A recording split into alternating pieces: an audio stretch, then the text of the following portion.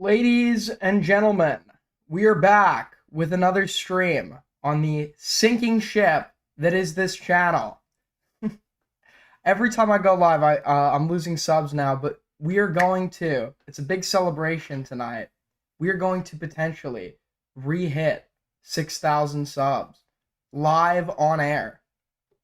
Um, so big stuff happening on that front. Big stuff happening on that front. Where the fuck is chat?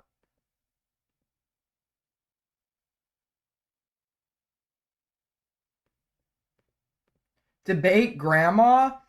Well, let me tell you a story, okay? Because for those of you that don't know, I'm a clean freak. I'm a clean freak. My family would always poke fun at me over it. I hate clutter. I hate having shit around that's not being used for anything. I'm a minimalist, right? And I went over to my grandma's house, and I'm fine being in other people's houses where it's cluttered because it's not mine. But I felt bad because she has so much stuff that she very evidently isn't using. I need a drawer to put some stuff in, and it's completely full. So I say to her, I'm gonna go around upstairs. I'll like organize everything. I'll make piles of everything so you can figure out what you do and don't want, and then whatever you don't want, we could donate it or throw it away. So as I'm going through her drawers, the papers keep getting dated back further and further until eventually I come across a magazine that's giving a recap of 1999. So this is John F. Kennedy Jr., who died that year in a plane crash, and I just was going through it tonight a little bit, and there's just some very interesting stuff. Um, like Trump, they're discussing how Trump might run as a candidate as a member of the Reform Party, which is not the American version of that, which I've never heard of before. Um, you have like Prince William, who's like 17.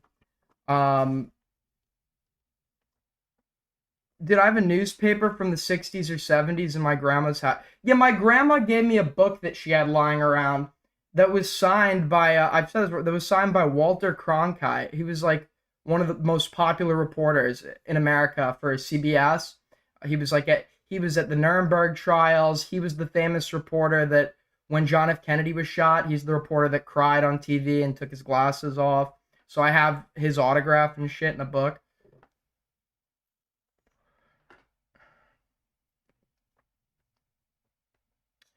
Lio is nuking Goat Cato on stream, and you cover. Well, the thing is, right?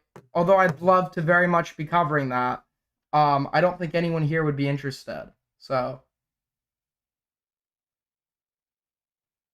but I appreciate the 5, nevertheless, which is really like sex. Um,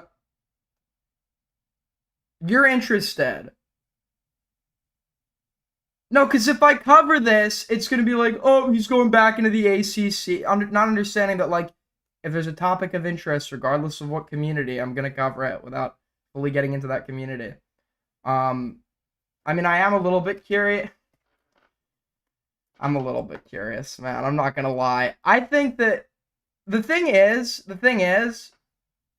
based on, I never thought I'd say this, but, like, based on shit that I've known behind the scenes and continue to, Lio does have legitimate grievances to be had with Goat, right? There's legitimate grievances there. If Lio's gonna take the position of accusing Goat of doxing for sending the photo to me, then he's like, that's retarded. That's retarded. Obviously, I don't like Goat, but I'm not like gonna sit here and like try to entertain the idea that like sending a photo like doxing involves like intent for this to be publicized, right? If you're sending it to somebody in DMs one-on-one, you are spreading it, but that's not doxing.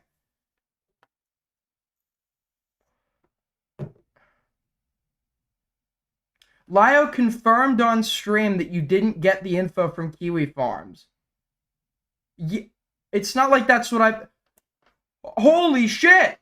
Nostradamus over. It's like that's not what I've been like fucking saying. It's not like I've had my search history, et cetera, that I offered up to Dickers when he was making insinuations, and he was totally unwilling to take. So, like, yeah, I mean, even Lio agrees with me on that argument. Okay.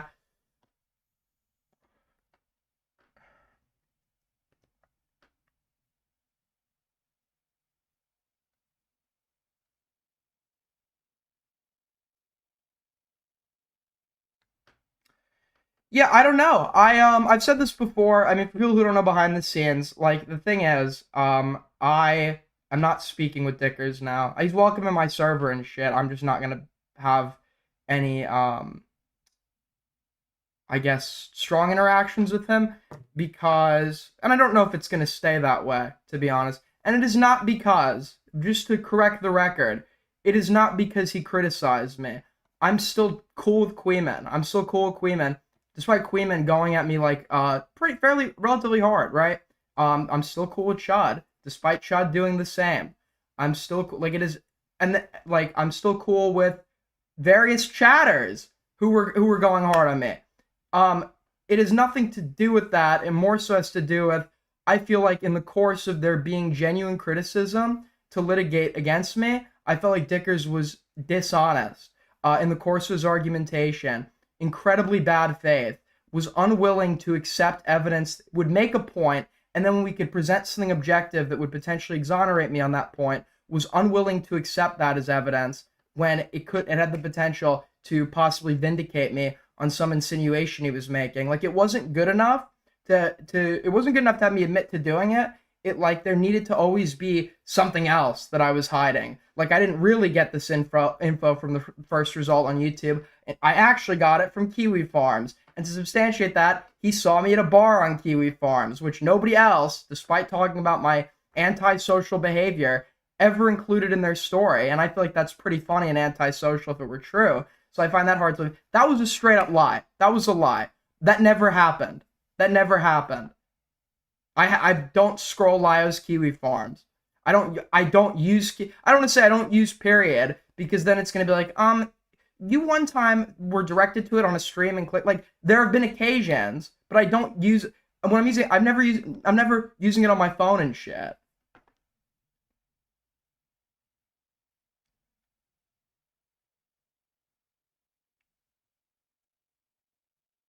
Um but yeah, I just feel like if there's any hopes of me ever rekindling something with him, I'd like some answers, and I'd like an opportunity to like, in hindsight, kind of argue with him about insinuations he was making that just were completely false, and to put it even to make it even like more apparent, like behind the scenes, like he was literally venting to me about, and I'm not saying this because he was totally willing to anything I said to him. He was just like throwing not everything. Okay, I'm not gonna be that bad faith. He knows personal stuff about me that he hasn't said to his credit. But he was like leaking like shit to make fun of me or whatever.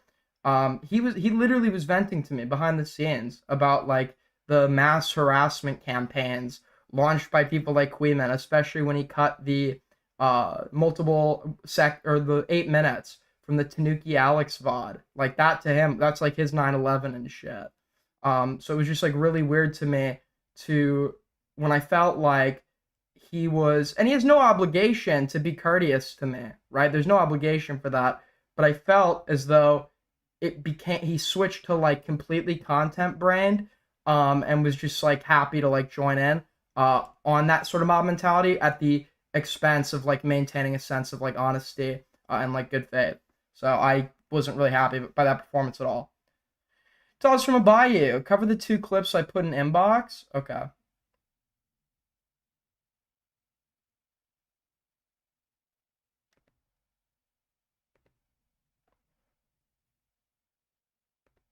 Jesus Christ, get into the content. I have ADHD. I can't fucking sit still for 10 minutes. Suck a chode. Alright, somebody's asking me to review two clips that were put in my inbox. Let's take a look.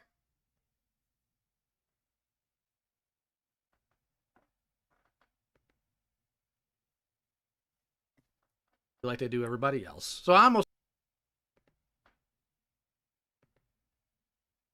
Keep in mind, I am not doing a Lio Snark stream or Snark segment. This is an ongoing drama that I'm involved in pertaining to GOAT, right? So that is why I'm covering this. Does that mean I'm not going to criticize Lio if I feel like he says something that's wrong? No, of course I am. I almost feel bad for you guys. I almost feel bad for you guys. That was one of there. What's the next one, right? This is in response to somebody named Purple Perry. Love the alliteration. They degloved me. So I went from angry to joking about it very quickly. And then we have this one. There's two versions of this one. I'll read them out for you. To be clear, I did not know. And of course, Dreamer defended them because of course they do.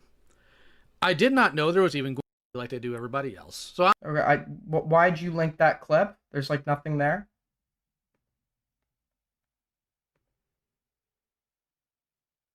Goat has been manipulative. Goat has been destructive. That's true. And you know what? Say what I will That's about true. Aiden. Goat snaking him also wasn't okay.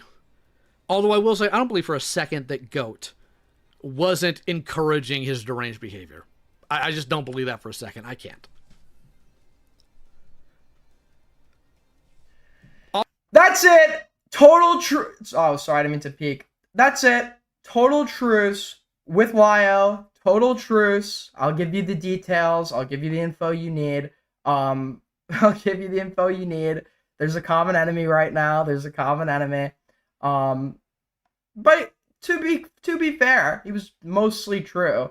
That most of what he said was correct. The difference or there wasn't like active encouragement of anything that I was doing. It was more like she would vent a lot about like her drama with him, but like a lot, and we would talk about him a lot. But there wasn't like encouragement for me to go and do anything per se that I can remember. It was just like when I was doing something, like when it was just a call, I think with me, Dickers, and Spinlight. I barely remember this call because once again I was like completely fucking wasted, and I was like doing the unhinged bit a little further to keep pushing Dickers or whatever. I think that she was laughing. She was laughing, like she found it funny.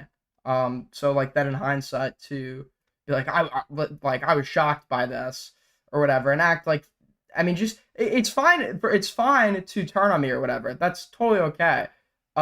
It was just like but it was like the fakest thing ever because she doesn't give a fuck about like the shit with Lyle's wife. She doesn't care. She was sending that photo around. She doesn't give a fuck.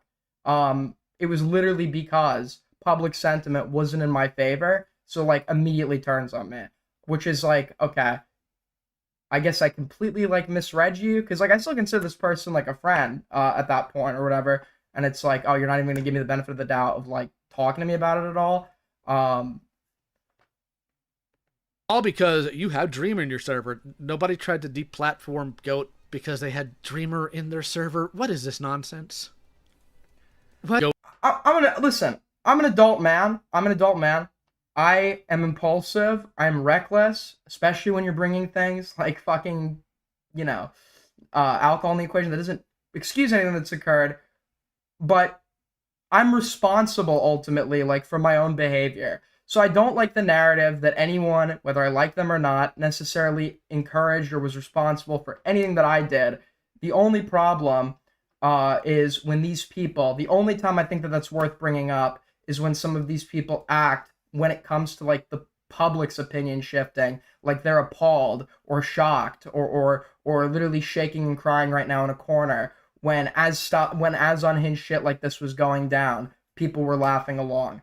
I think that's fake as fuck. Goat has been manipulative.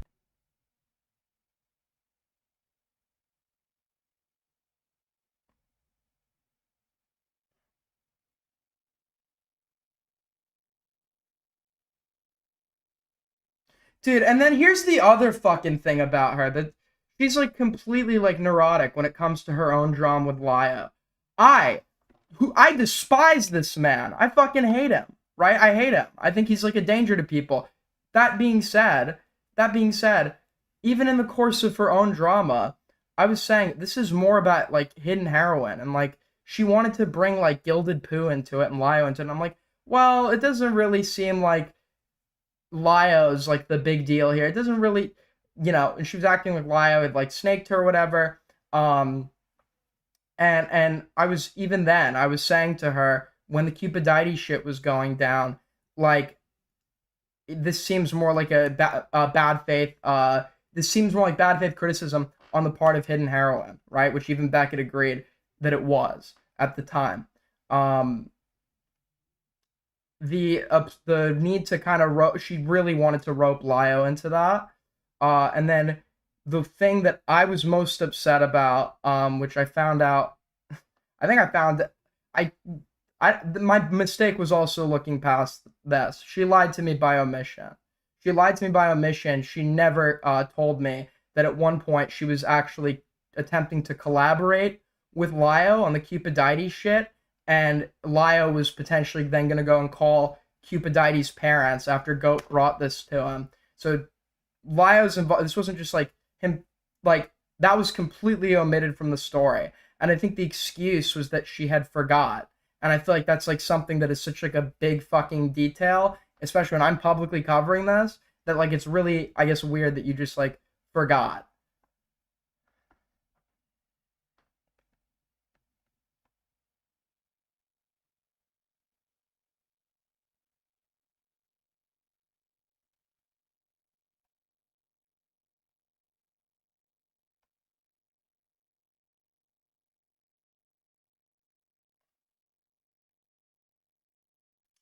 Anyways,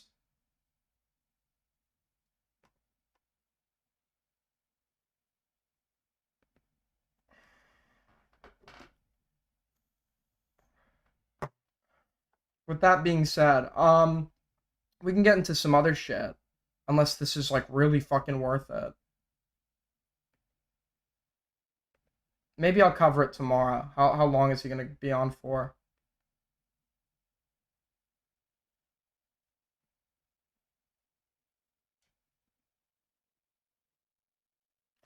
I just like I I just like you have to there's like shit I know that you don't know.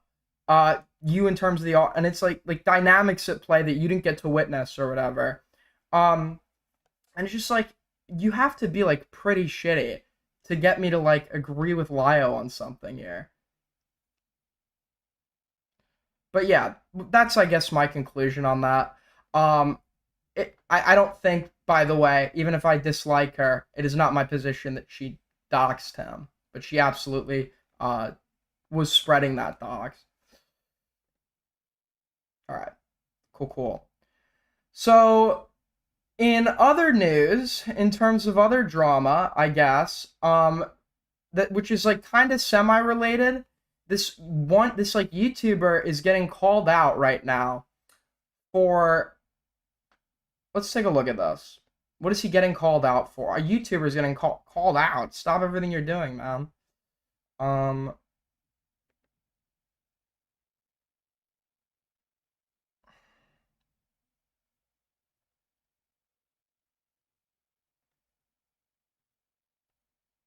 it's back here somewhere.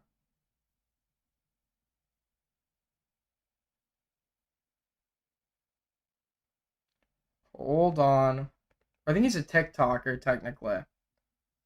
It's not, it's not even loading. Cool. So cool. So cool.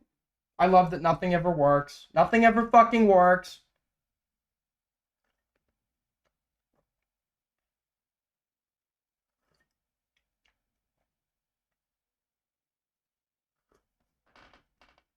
Concede to Lio? Concede to Lio on what?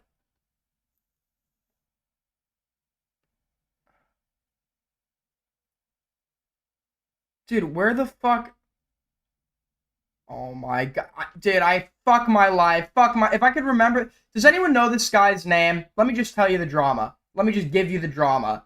He's like some bald guy with a fucking mustache that like docks somebody because they called him gay. Do you know who I'm talking about? It's been like a drama that I've been seeing on the TL. Now it's not in my bookmarks because nothing ever fucking works because nothing ever happens. Um, you guys know, you know who I'm talking about. You know his fucking name. You know his name.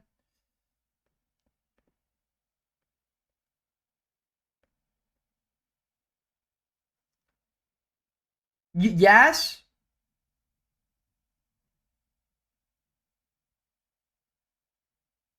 No, you don't. Oh, instead of saying yes, as if you know, you could just type the name. That'd be sick. Yes, I do know the name. I'm just gonna gatekeep it from you and not tell you. So based. Oh, you know what? Forget it. Forget it. Forget it. Forget it. You know, I have 1 gig upload, 1 gig download, and somehow when it's all a big damn conspiracy, I'm telling you. Nothing's a coincidence. 1 gig upload, 1 gig download, and then conveniently, right when I need the bookmark, you know what's not gonna load? You know what's not gonna load? Twitter. Twitter's just like not gonna decide to not load.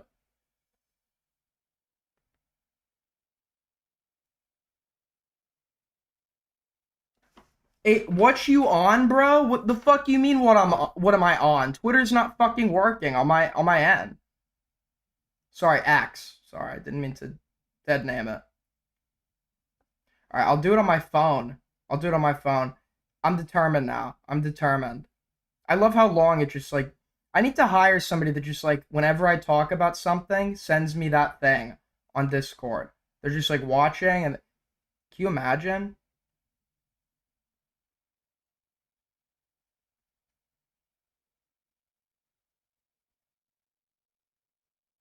Okay, now it's not even in my bookmarks. It's not working for you either? Oh, here it is. Got it. Wait, here it is. Got it. Okay, his name is Scott K. Fitness. So let's see what Mr. Fitness is up to. Online.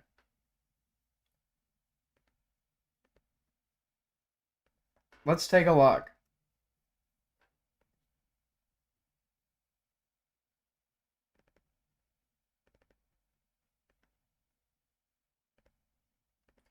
Content creator Scott K. Fitness doxed somebody allegedly after they called him gay.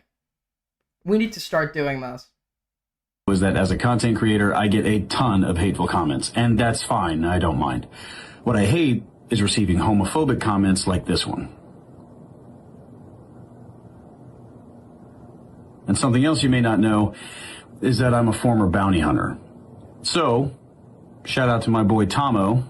I don't know why, if you tell me you're a bounty hunter, you're immediately like the most like insufferable person ever. Because my entire like heuristic for like what a bounty hunter looks like is just like some like fat, greasy, like wannabe person LARPing as a cop and pretending like they have authority, and then many times getting arrested themselves because they power trip and don't know where the fuck to stop, and bounty hunters are breaking into people's houses without warrants and shit. Welcome to Real Life Consequences. Your middle name is... You were born in September of... Holy based? Based? Hello? Base department? Base department? Hello? The last 4 digits of your phone number are... You're a journeyman welder at your UA local... You've been there since February... And hey, that's some pretty Listen, good... it's wrong. We know it's wrong. No, but we know it's wrong. Doxing is wrong. But is anybody gonna sit here and seriously tell me that this doesn't look cool and badass as fuck? Like, you really want me to pretend like this is a bad look, man? I mean, look, it's bad. It's bad. We don't like doxing. We don't like doxing. Okay? Unfortunately, I've gone against my own words. But this is cool as fuck. Money, which probably is how you afforded that 3-bed, 2-bath house off of right across from the... Where your HOA dues are around $264 a month. It's pretty pricey. Now, Nate, there's more information, but I'm not going to give that out. What I will give you is a piece of advice. The internet is not as anonymous as you would like it to be. Think twice before you act. Maybe think about how or would feel about your comments. Or maybe... Dude, he's naming the guy's family member. Dude, holy... Dude, what a Chad, bro. Now, I'm a big fan of the show Ozarks, but what I'm not a big fan of is homophobic rhetoric that can hurt an already marginalized... This is dark woke. This is dark woke in action, okay? If you say racial slurs, we're coming for your family.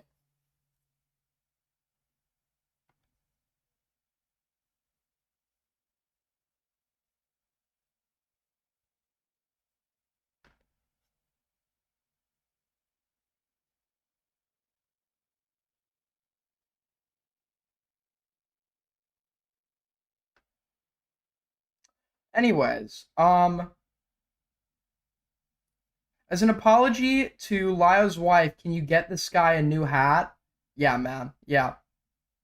Also, the worst part about this guy doxing you, when you picture like a gay rapist, like a male gay, close your eyes for a minute. Maybe you've already been primed, so you might think of, but close your eyes for a minute and picture there's this like guy going around and that he's just picking men who bother him off the streets and raping them. Okay? Did you picture something like this? Because I did. I'd be fucking scared as shit if this guy knew where I lived. Because he's got that mustache and that build that screams that he's gonna come to my house and rape me.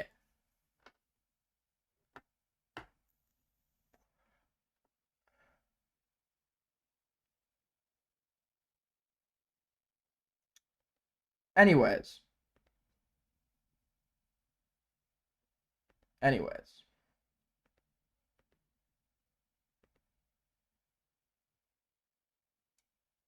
What were you gonna do with Lyo's wife again? Well, I made jokes about having sex with her and then like bringing the whole icy lineup together. It was like a joke about she was like a fucking whore or some shit. And I agree, that's pretty sexist. Okay, it's pretty sexist.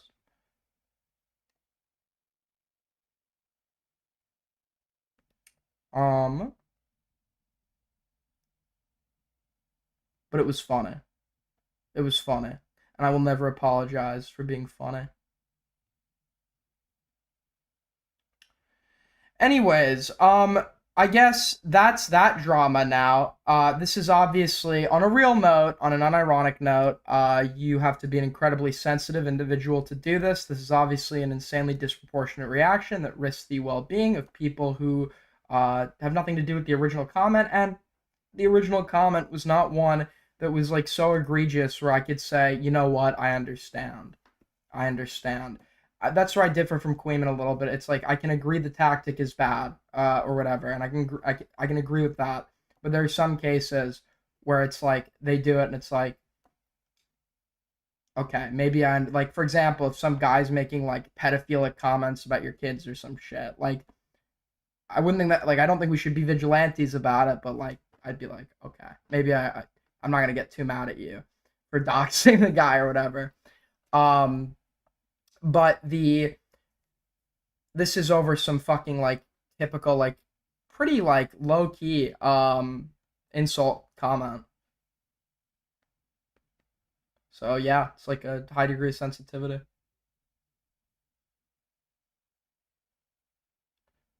With that being said, today on the hold on. I'll center myself. Wait, one sec.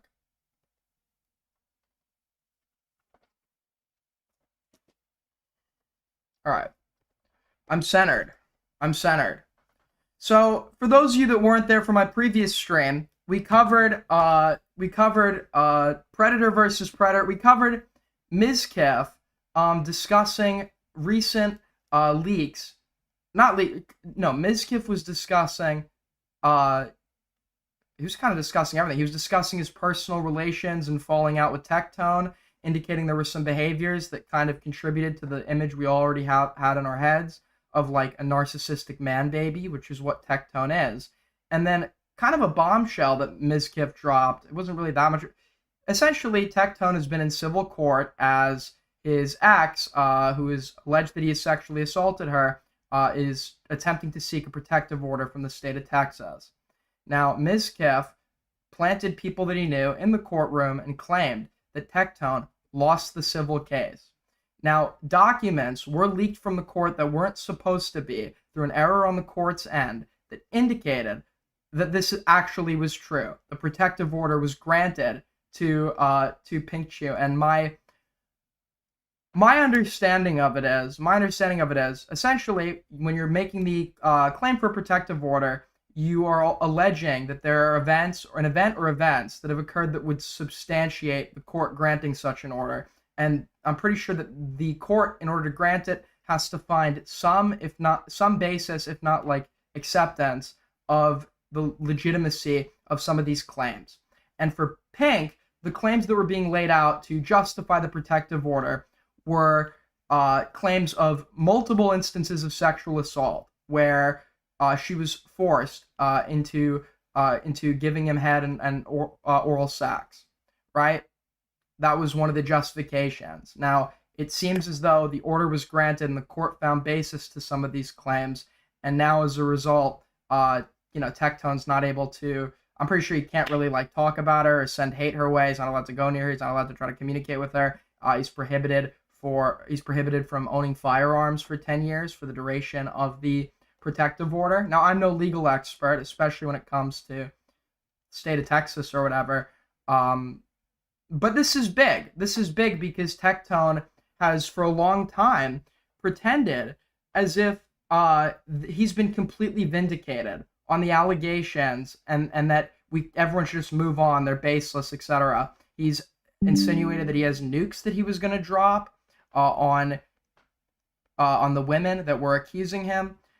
And now the fact that it's not a criminal conviction, he's not been convicted of a crime, but the fact that a civil court we have in writing, in documentation, that a civil court actually found that there was some basis to these claims of sexual assault is a major fucking blow to the narrative that Tectone has attempted to establish, as he's been accused of 2 women now of engaging in abusive activity. So I was sent a redacted version of some of these court documents. We're going to take a look at them. We're going to check them out and give our thoughts, I guess. Real quick, I just got to plug my laptop in, because it's going to die. Also, if you guys want to support the stream, you can tip through Streamlabs, Super Chat, much appreciated. If not, that's okay. You can also support by liking up. Dark times are afoot, and we need full community mobilization. So, like up.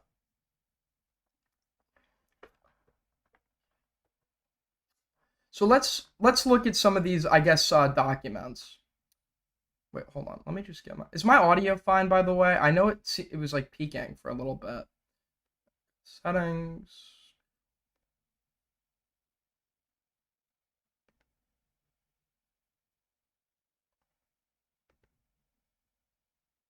Hold on.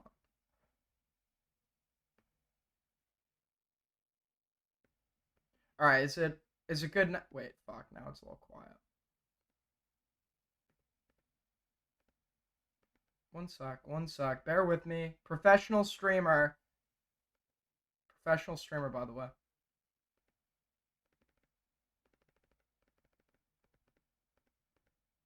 There we go. I think that's. Is the upward compressor working? One sec. Fuck, dude. Alright, I think we're good. We're good just about here. Alright, sounds good. So, why'd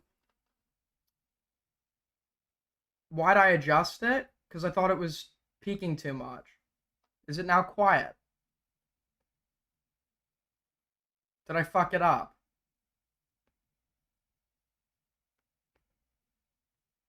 Alright, let's look at these documents then, I guess. I've been told that they're all censored, but if there is... Hold on. Is there like a...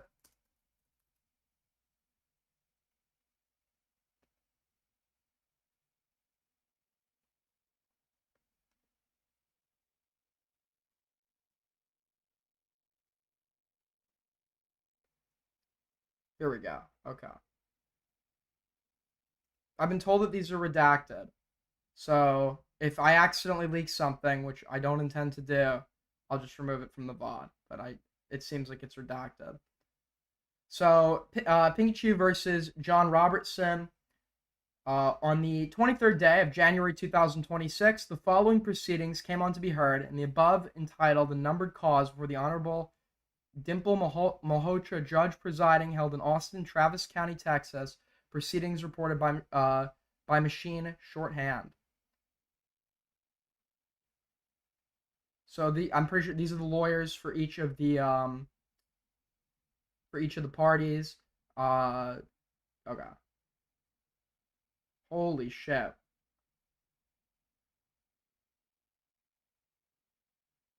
This is an application for order of protection in the name of Pikachu, listing the respondent as John Robertson. If I can have both sides, please state your appearances for the record. I am Michelle Locke, and okay, hold on. How big is this, dude?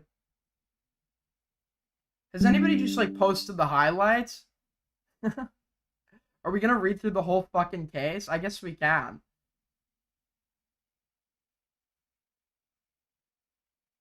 Oh, I missed your dono. My bad. Aiden, that shirt is zebra coated.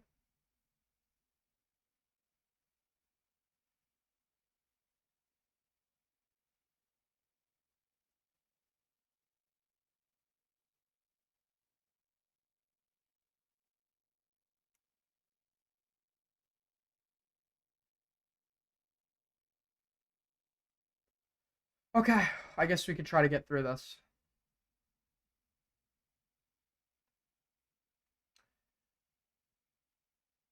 So the application is for an order of protection by Pikachu against John Robertson, aka Tectone. A lot of this is going to be a bunch of legal shit that none of us care about here.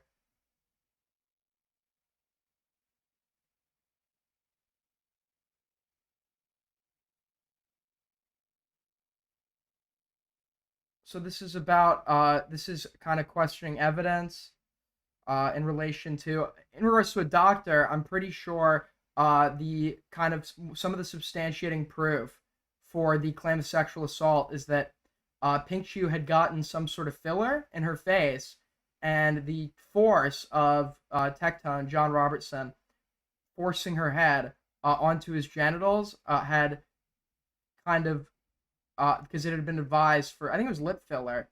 The lip filler, like, you weren't supposed to put a bunch of pressure on it, and apparently the force had actually caused the filler to, like, I guess come loose or whatever.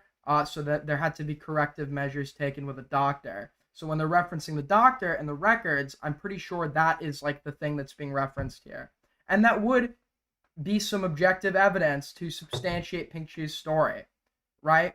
It's very rare in cases of sexual assault, you're going to have some slam dunk piece of evidence. What we do have here is we have evidence of Tectone lying in the course of his defense. I don't know if that's going to be presented in court, obviously, but that's for like our knowledge. We just know this guy's a fucking verified liar, a documented liar. But you also now have like objective evidence in regards to having to get this corrective treatment done. The doctor should be able to substantiate what the nature of the like filler being, I guess, displaced would be.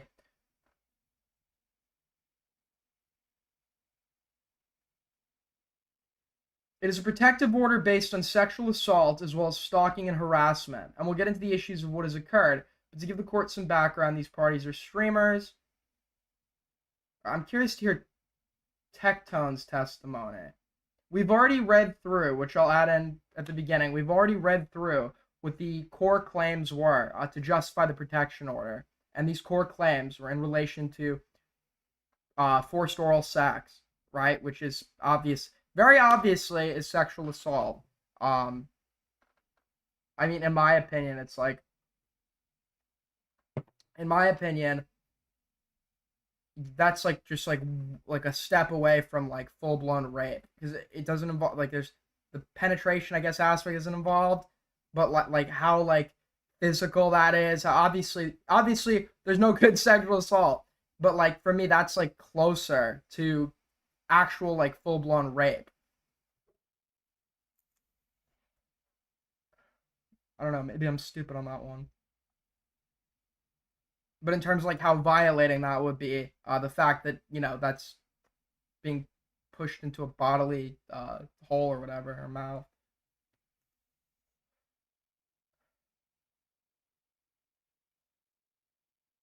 He's making 100,000 a month from streaming. Dude, 100K a month from dude. I'm not bitter, I'm not jealous, I'm not envious, but sometimes I look at the retards that have made it and I think to myself, God, what a joke. What a fucking joke. Okay, why not? I was way too small, a nobody in that sense. Okay, the people that were belong to OTK. How many followers do those particular individuals have? Millions? Millions, okay. And was Mr. Robertson that level of millions? I believe he was on his way, yes. All right, and when did you meet Mr. Robertson? This is just like the nature of when they met and their relations. For this more like supplementary stuff and background information, once again, I'm going to advise that everybody, if you have not already and want some familiarity with the background info, to watch Shamu's video. Go look up Shamu's channel. Go watch his video. Go watch his second video. It will give you everything you need to know going into this.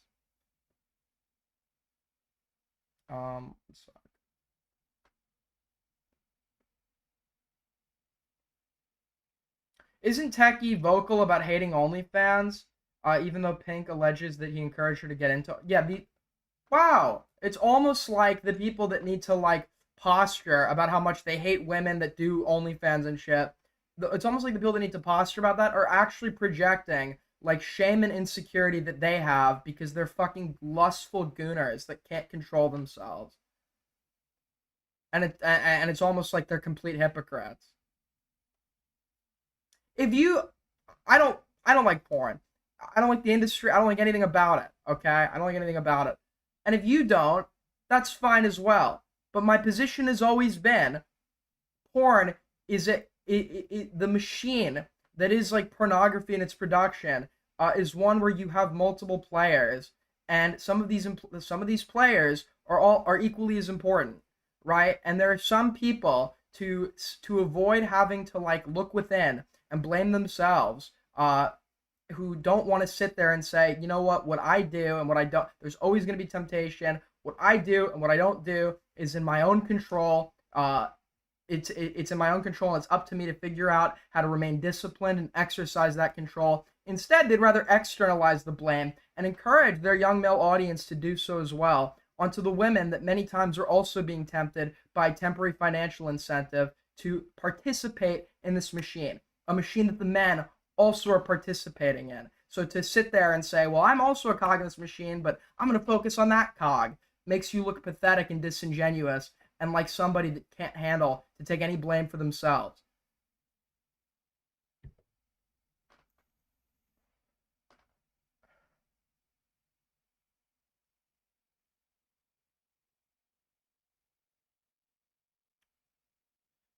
All right, let's go down here a little bit. Sorry, but the point being, that's what people like Tectone do.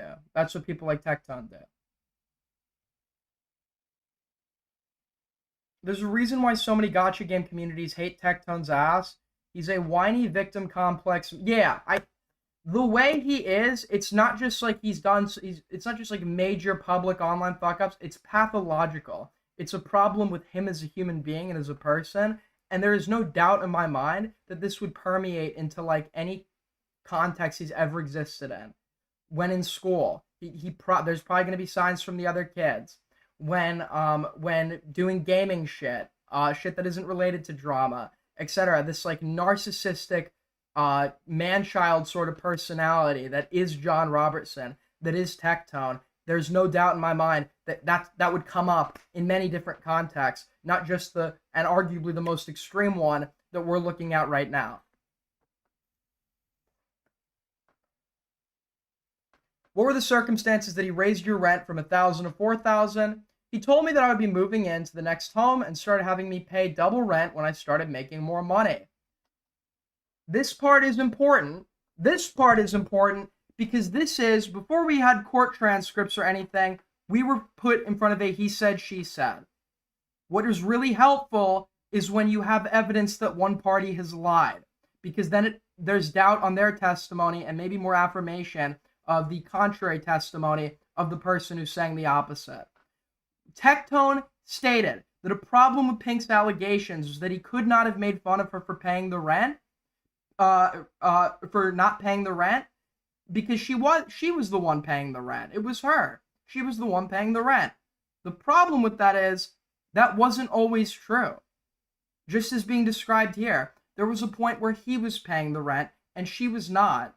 And he then attempted to go and claim, or he took a instance in time where that dynamic wasn't present to argue that this never happened. There was never an instance where he was paying rent and she wasn't. Therefore, he couldn't have made fun of her for that. Therefore, the document's a lie. What was a lie was that entire dialogue. Because, as I said before, there was a time where it was just him paying the rent. All right, okay, but this one is... sorry, I didn't read fully. This is actually about her paying the rent. Okay, so originally... Okay. So, sorry. What it's saying here, they're talking about the rent arrangement, and originally, she was coming in with the understanding that she would be paying the rent. Were there any demands for sexual acts when the rent went up as well? I believe at the time it was more of an obligation. You mean that sex was an obligation? She nods her head. You describe what you mean for that to the court. Like, for example, after I had my breast surgery and I couldn't, do it for him, he would get very upset because I had to lay up straight. Am I allowed to talk about that situation? So we'll talk about that in just a second. Sorry, hang on. You suffer from what? Anxiety, right? Yes. Okay. And you were also, is it on the spectrum? Yes. All right. And when you were taking breaths, you were trying to calm yourself down. Is that right? Yes. Okay. So let's talk about what happened with okay. Now they want to talk about her breast augmentation. Okay. I was lying in bed and my doctor told me that I had to sit up straight. Like, I can't lie down or to the side or anything because I still had stitches and I was still taking heavy medication and he was getting very unruly, and upset that I couldn't give him blowjobs during my healing period. Okay, so when you said he would get upset and unruly, can you describe for the court what he would actually do? He'd be like, so you think you can suck my dick? Or he seemed annoyed, I guess, is a good word for it. Very annoyed. And in this incident, I was laying in the bed and he's like, do you think you could still suck my dick? And I was like, I told you I can't. Like, the doctor said I have to lay up straight, so I'm going to lay up straight. And I'm like, no, not right now. I'm really sorry. I can't do that for you, because he made me feel bad about it. What happened next? He then grabbed my shoulders and put me over his stomach and began jerking off onto my face and told me to stick my tongue out until he came on my face. So, yeah, at this point, yeah, we're now in the territory of sexual assault, where if she's clearly indicating that she might be, there's a potential where she's saying, oh, there's all these technical reasons why I can't give you a blowjob. So he's thinking, oh, okay, then I guess we could do it this way or whatever. But that shouldn't be the insinuation based on the description of the body language between the two of them. And in this instance, you should absolutely be asking for some clarification here. Like, would you rather do something else instead? Or are you not interested in it tonight? There should be some sort of clarity, but to just jump right into it like that, if what's being described is correct, this is sexual assault.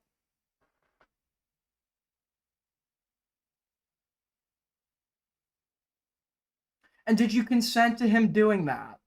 No, I told him I can't. I think after that point, I think he was just kind of in shock. I think there's just circumstances that I say no, and I assume that's enough to say no, that I can't. Did it cause you any physical pain, that incident?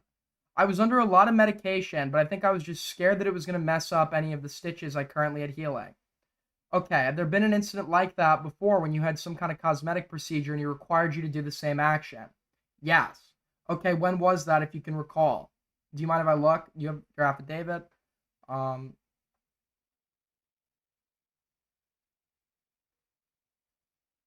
right, and so what happened in May of 2024? I just got my lips done. They were very swollen and painful, you could still see the injection sites, and he asked me to suck his dick, and I said no, that it would ruin my lip injections, because, if you don't let them settle, it will migrate. And he's like, oh, but it's really hot. It's really hot when they're swollen like that. They look all big and fat. And I'm like, I can't because it's going to mess up my face. And then because this happened, we were lying in bed. He then put my face and made me suck his dick. If we're to, and I got to be honest where I stand here.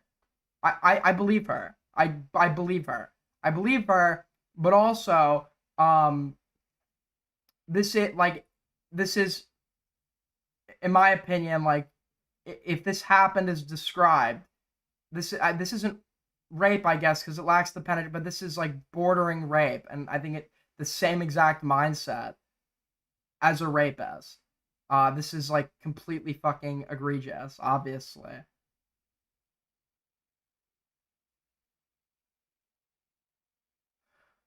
Okay, when you say that he made you, I know this is difficult. Can you describe to the court the actions he took to force you to do so? He grabbed the back of my head and slowly put it to his dick and told me to open my mouth and suck his dick. Okay. And he also made public comments about this as well that I believe is in my timeline. Okay, we'll get to the public comments in a minute, but did you end up having issues with your lip filler after this incident? Yes, because he did that. It did migrate, and I complained to him multiple times afterwards. But that's what caused the migration. He's like, oh, it doesn't look that bad. It's not a big deal is what he would say. And what did you have to have done, if anything, to correct that? I had to get them dissolved and then fixed. So this would involve now her having to go to a third party, a doctor, to substantiate and treat this issue. So if that could be verified, which it can be because it was with a doctor, right? There'd be documentation. The doctor could potentially be called as a witness, etc. There's now further like substantiation and credibility to her story if the supposed injuries that would have occurred as a result of the sexual assault actually were founded by a doctor.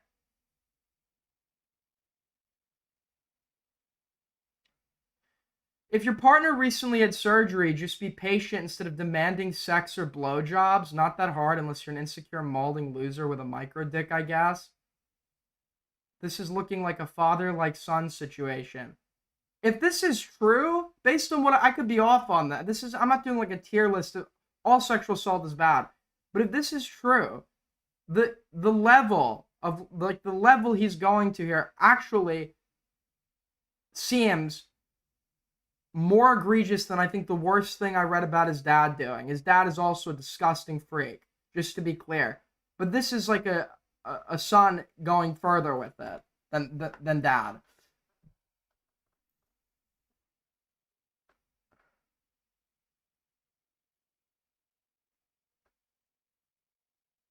Okay, and he's admitted to you that he's schizophrenic. Yes, and publicly. I don't believe that Tectone is schizophrenic. I'm not I would love if Tectone would present, if he's willing to publicly speak on it, to present some sort of medical document. I don't believe that at all. I don't believe people were actually trying to argue about something. He has not demonstrated any behavior that would be, or he lacks behavior that you would. There are some behaviors that some schizophrenics have that others don't. But there's like some core traits that you find in everyone that has this condition that I feel like have been completely absent from him. I've not seen any evidence to substantiate schizophrenia. I think that if you believe he has schizophrenia, I'd love to see your argument for that. But furthermore, all this would do, like, if anything, him perpetuating this would serve to potentially remove some form of responsibility or his capacity to know and knowingly perpetrate the wrongdoings that he's alleged to have, right? But we haven't seen evidence of any of the positive symptoms. We haven't seen evidence of any of the negative symptoms. The negative symptoms are notable because with schizophrenia, the medication that exists today is pretty good at tackling the positive symptoms. It's the negative symptoms that we haven't really. Medication, I guess, isn't. I think there's some medications that can help, but it's not really like caught up on it or whatever. We're like expressing like the expression of like emotion at appropriate times, affect, changes in affect. Like, even if somebody's medicated for schizophrenia and is no longer having the hallucinations, you'd see something like they're not showing emotion on there's like a flat, low affect or something. That would be like the negative symptom, something they don't have. Did you know, if at all, what medication he takes for schizophrenia? He said he used to take them when he was younger and he didn't like that. I guess it didn't make him. Okay, so to also believe the schizophrenia narrative, you'd have to be arguing that, as we've seen Tectone time and time again, he is an unmedicated schizophrenic. That is obviously. I hate Tectone. I think Tectone is delusional. I think, but it's like a narcissistic delusion. His delusions are narcissistic delusions. But this guy is very obviously not a fucking unmedicated schizophrenic.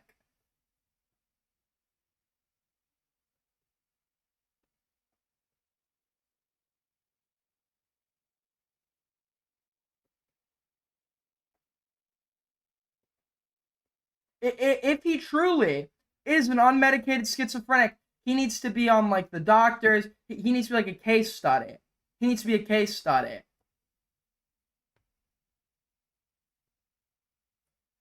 And are you aware? And this goes back when you were living together. Was he talking? Was taking to me? Okay. Did you ever see him have any schizophrenic episodes? Many. Okay. So once again, she might not be lying here. She could see him have episodes, and based on the complete stigma and misunderstanding of what schizophrenia is, which I think a lot of the people who are believing this line are going into, she might be seeing genuine erratic behavior and attributing that to the schizophrenia that he said that he has. And that's what she means when she says she's seen these episodes, right?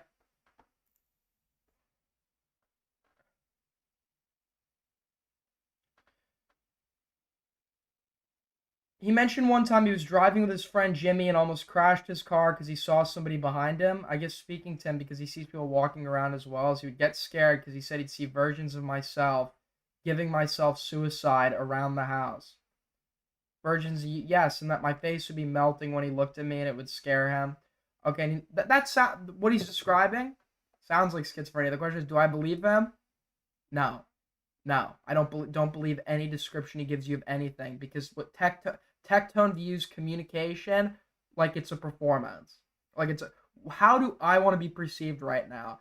And sometimes it's the victim, sometimes it's the cool loner, crazy guy, sometimes it's the tough guy, sometimes it's the he thinks of and then he everything he says, despite to anyone with a degree of awareness being total bullshit, you can see how he's trying to come across and how cool he thinks he's looking while he's saying or doing the things that he's the things that he's doing, right? Like when he's trying when for example, he'll go on the attack. When the attack fails and something's turned on him, he will immediately now try to play the role of the crybaby vulnerable victim. It's Schrodinger's vulnerable little sensitive guy, right? Where now, like, despite him platforming his dad, hyping his dad up, bringing his dad around women, etc., now that his dad's victimization of women is exposed, he's now the real victim because now all of a sudden his dad abused him as a kid.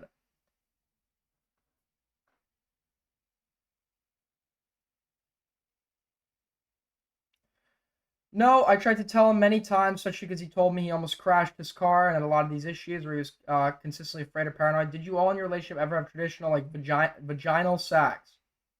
No, okay, why not? He told me because of trauma. Then he mentioned his ex-wife, but I don't know if I can go into that.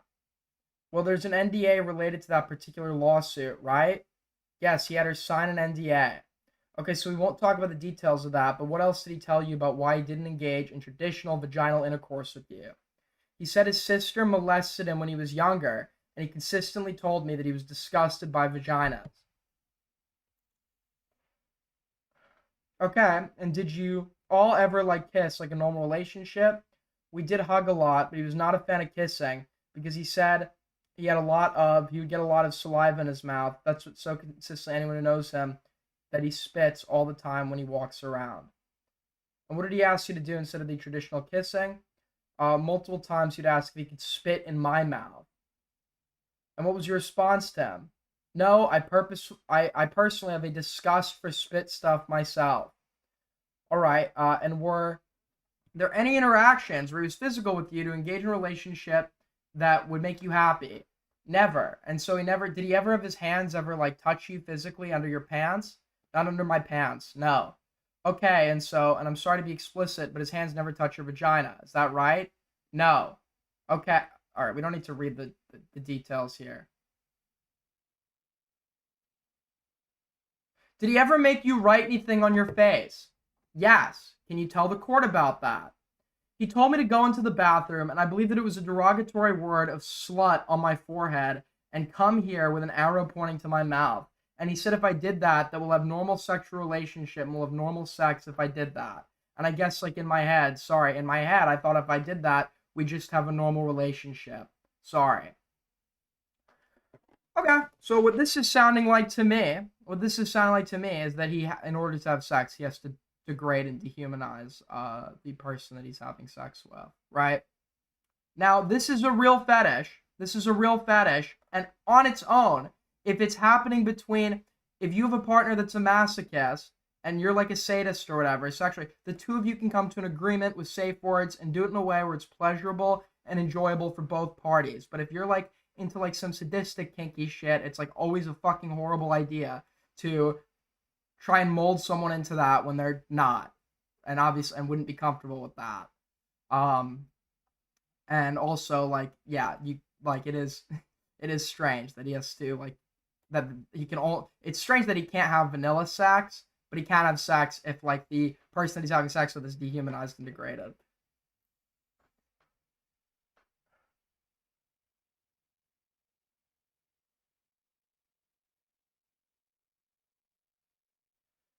'At any point did you all have any normal relationship after that?' No. Okay, what point did the relationship start to unravel or get close to ending? We had a talk and mutually decided to end it more, I believe, on his side, and then soon after we had a talk and got back together, and then I ended the relationship later on. All right, and you all had discussions. He would address your mental health, right? Yes, he would always say that whenever I had complaints, I'm not even reading. Let me take a guess. We know how guys like this operate. He's just gonna fucking convince her that she's insane, make her feel crazy, and when he talks about her publicly, he'll do the same. It's literally like for any of like the worst guys you know. And don't get me wrong, as I said before, women fucking crash out like crazy. But any of like the worst guys you know, when like responding to a claim made by a woman, and they can't attack it on substance or anything, it will just always come down to framing the girl as like this insane like BPD, like she's out of her mind, whatever. And unfortunately, that works on a lot of people because there are just like they're crazy men, but a lot of people are straight, so they only have experience being intimate with crazy women or whatever, and they have a heuristic in their mind, and that portrayal fits their heuristic, and they're automatically more sympathetic to the guy that's saying it.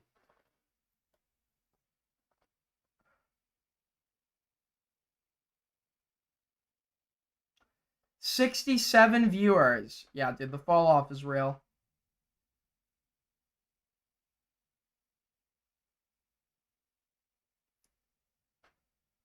And you all had a journal, is that right? Or you had I kind of just started one. He had me write a list of things he said that were wrong with me, that he said I needed to give a psychiatrist. Then he later graded me on things he thinks I need to work on.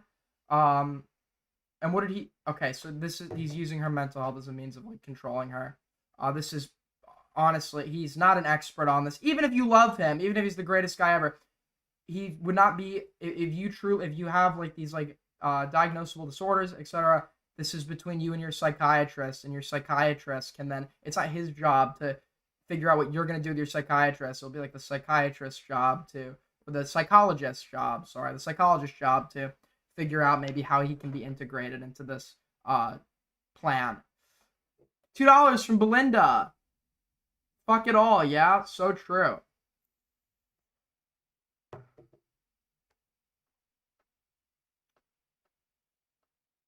That's my memory. Oh, okay.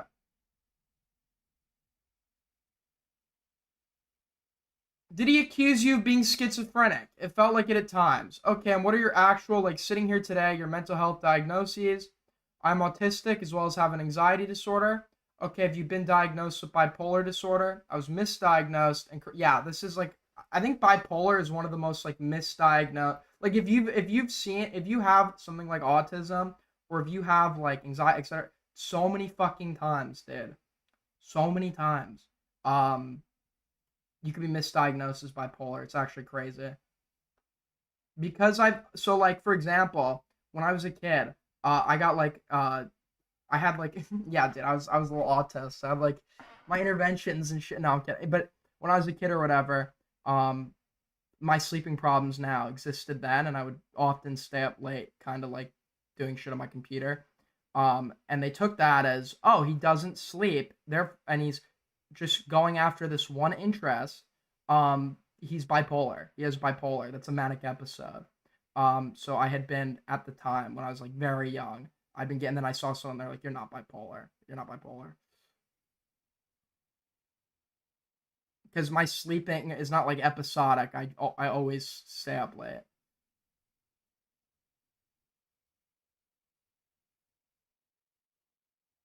In honor of all autistic women, I would like to remind everyone that we still. I said it when I covered it originally, and I'll say it again. And JF actually replied, "It's if you actually murder, that's correct." Because like I spoke to the murderer on Twitter, because he was like replying to my coverage of it. JF is an incredibly smart man. He is a smart, and he is a, by not my words, by the psychiatrist who evaluated him in a separate court case, he's a highly intelligent sociopath. He has experience with chemicals. If he killed her, they are never going to find her. She will never be found again. So if he killed her, there will be no body, and he'll never be charged. He got away with that.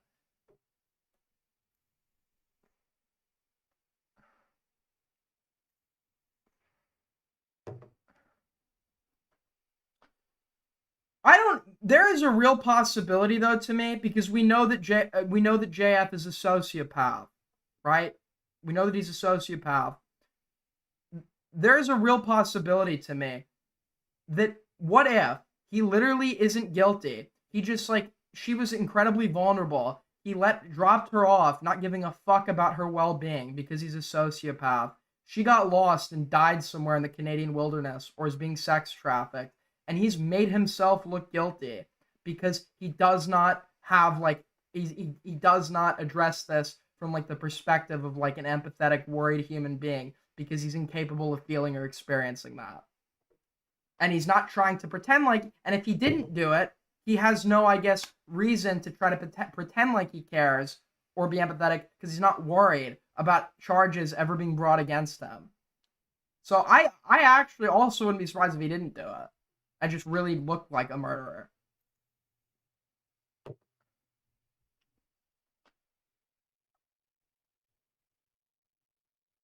Okay, so they replaced bipolar with the autism spectrum disorder. I don't think that's how I guess, yeah, an informal set. Diagnoses are just there. I don't know if they get necessarily replaced. That was a primary care doctor who just gave me I think this is what you might have, but it wasn't a psychiatrist. And I went to see a psychiatrist and got correctly diagnosed. And there's been a discussion of hospitalization that you had. Do you recall that? Yes. All right. And you went to Austin Oaks, right? Yes. Did you voluntarily, or were you forced to go? I think because of the situation I was in, I just wanted to get out. I think because of the list he gave me, I went to an online doctor, told them the list of things that he told me to tell her, and she gave me medications that made me just shake. And because obviously I'm not schizophrenic or anything, so it doesn't work for me. This is actually, if he's dictating what she should be saying, this is super controlling. This is super controlling, and the risks of her being misdiagnosed and misprescribed, it goes up exponentially. Unless you're a fucking narcissistic weirdo trying to exercise control, you wouldn't be giving detailed lists of what they should say, right? You'd want them to be honest about how they feel to the psychiatrist, so the psychiatrist can do their job and reach a determination that is as accurate as possible.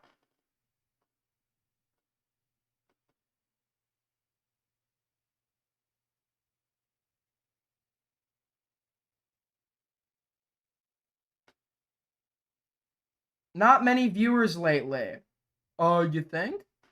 No, dude, I thought we were actually peaking right now.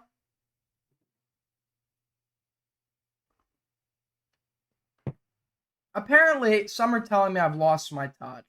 I'm being told I've lost my touch, whatever that means. What?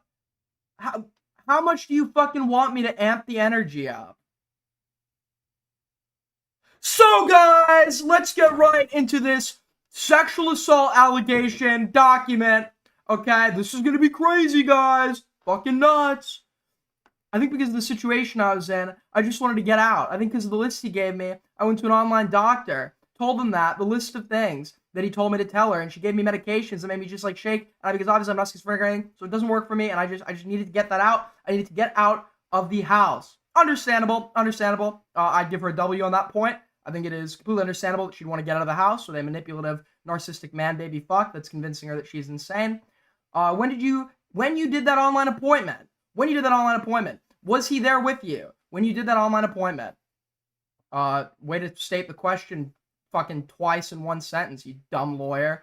Nobody had me write the list of what I needed to tell her. Okay, and what medication did that doctor prescribe? I believe it was blank.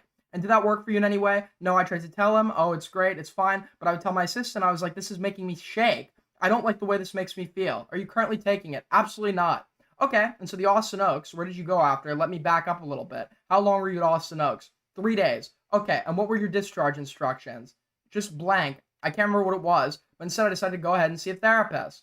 Okay, did you actually have any acts of, did you intentionally self-harm or no? So what was the reason you went? I just needed to get out of the house. I think at the time I was just confused. I knew something in my gut was wrong, how I was being treated, but he was telling me otherwise, and I was just confused, and I called my sister, I said, I just need to get out. I just need to see somebody. I need to get out of this place. I calmly packed up my clothes, told my roommate, hey, I'm going to be leaving. I'm not feeling good. And then my sister drove me. I went there. They said, hey, there's nothing we can really do. You're fine. But if you want, you can admit yourself to get evaluated. Okay, so did you self-admit? Yes. And then you were discharged. You left Austin Oaks. Did you go back into the same residence with Mr. Robertson? No. No. Okay, where'd you go after that? I went to my mom's. I did go to his house to collect items that when he wasn't there. And that's when I confided in at the time, his roommate that I guess that was going to be moving in. I said, I'm afraid of him. I'm really scared. I'm going to go ahead and stay at my mom's because I cannot be here. And you heard opposing counsel indicate it wasn't a hold. It wasn't a hold because she voluntarily admitted herself. And there is a substantial difference. That actually, ironically enough, because Tectone is getting his firearms taken, that's the difference between being able to possess firearms or not. I'm pretty sure it's stipulated on the federal firearm form that if you were ever, I only know this because I'm thinking about getting a gun, but it asks were you ever involuntarily admitted to a psychiatric facility? And if you voluntarily check yourself, then that doesn't count.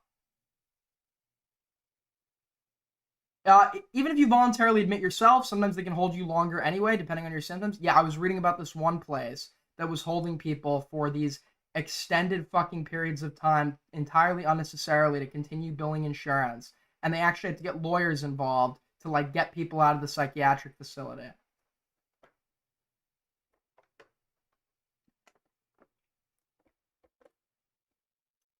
I'm sorry, I'll rephrase. You recall opposing counsel in his opening statements making comments that you didn't mention anything wrong about Mr. Robertson when you were at Austin Oaks. Yes, I remember. Okay.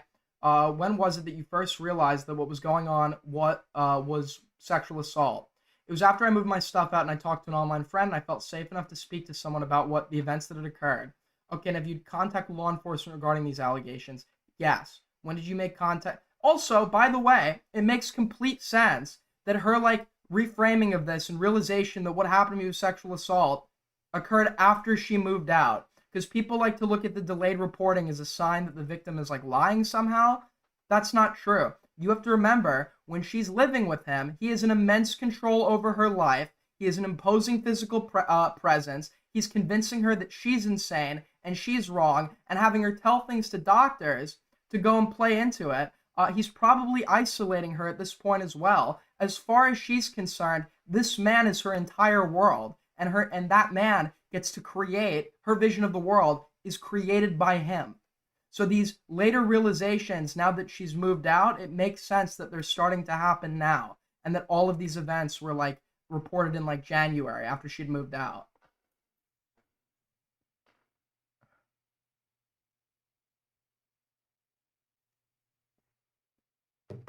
$10 from Kalora Vetla. Hey, new viewer here. Appreciate the high energy. Appreciate the high energy. I appreciate the support. Thank you so much for the 10. Kalora Vetla. We bring high energy. We bring the entire fucking game to these streams, man. I have the combined energy of Chud, Queeman Dickers, Morale, Parry, combined, and then on cocaine, okay? This is the most energetic stream ever, okay? Germany needs to stop paying Russia. They need to hire me, because I got all the fucking energy. Sorry.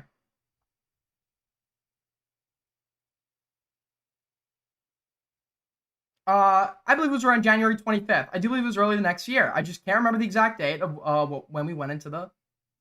Okay, but did you file a criminal complaint? Yes, I filed a police report. And what is the current status of that? Because of the harassment, I had to suspend it. Yes, at this point, Tectone was making veiled threats to her, if not overt threats, through the course of his stream. Fans were going at her, viewing her as like an OF, OnlyFans, BPD, false accuser. They're probably channeling their own heuristic about crazy women, all of it onto her, and being probably egregious and relentless with the nature of attacks. There's no doubt in my mind. And I often kind of roll my eyes whenever people like to talk about, I've been getting harassment. It's like a few DMs. But the nature of how consequential this is on Tectone, his large fan base, and the fact that she kind of meets an ideal of what his fan base is supposed to hate, leaves no doubt in my mind that she probably faced substantial harassment from this guy's community. Okay, they wanted, what did law enforcement want you to do in regards to a phone call to Mr. Robertson? A preliminary call. Okay, and it was a pretext call. Yes, all right. And what was your understanding of what you were supposed to do on that phone call? Call him and get him to talk about the things he did to me. All right, and were you able to do so? No, because he was threatening me and harassing me publicly, and I was scared. Okay, we'll get to that in a second. But did you not follow along with that law enforcement? Yo! Thank you so much, Soul Skibbity, with the 2! You don't have any energy? You lost. I have so much... This is total cap. This comment is cap. I appreciate the 2 as always, just like I appreciate all support, which is why you can't tip. You can always support the stream by liking up, following me on Twitter, joining the Discord, all that good shit. But appreciate the 2. Don't appreciate the message, because the message is a lie. There is no place on earth you'll find more energy than right here on this stream. Okay, we'll get into that in a second. But you did not follow along with what law enforcement wanted you to do. No, I did what was recommended by the counselor that was there with me. All right, and so around that same time, did Mr. Robertson start posting on, what was it? Is it Twitter or is it X? I don't know. It was Twitch, YouTube, and Twitter. He did it on all 3. And starting in January of 2025, what did he start doing with regards to the online platform? He started before then. He started, I believe around November. He started the threats in 2024. And what kind of threats was he making online? I have a timeline of everything. Okay, but it was mainly, I'm going to sue you. He's also made threats that he's going to ruin me, that everybody was going to know the truth, and that he was coming after me. That also that there were explicit material that he shared with multiple people, and that he will post them online if I don't retract statements, and it's almost 200 pages of it. And you actually asked him to do, when you first broke up, what did you actually ask him to do with regards to the videos? I asked him multiple times in multiple circumstances, please delete any sexual footage you have of me, because I knew that some of it was not consensual, and he would make collages of my videos and things like that, and it was very disturbing. I didn't want him to have access to them, which is completely understandable. And like, yeah, if you, even from outside the context of this relationship, if you are in a relationship with somebody at any point and the relationship ends, and it should be a given, but even if they have to ask, I think, yeah, you kind of have an obligation to delete any and all nude images that you possess of them. I think that's a totally reasonable request. And you're a creep if you don't fucking abide by that. Thank you so much for the 2! Belinda and Aiden, we trust.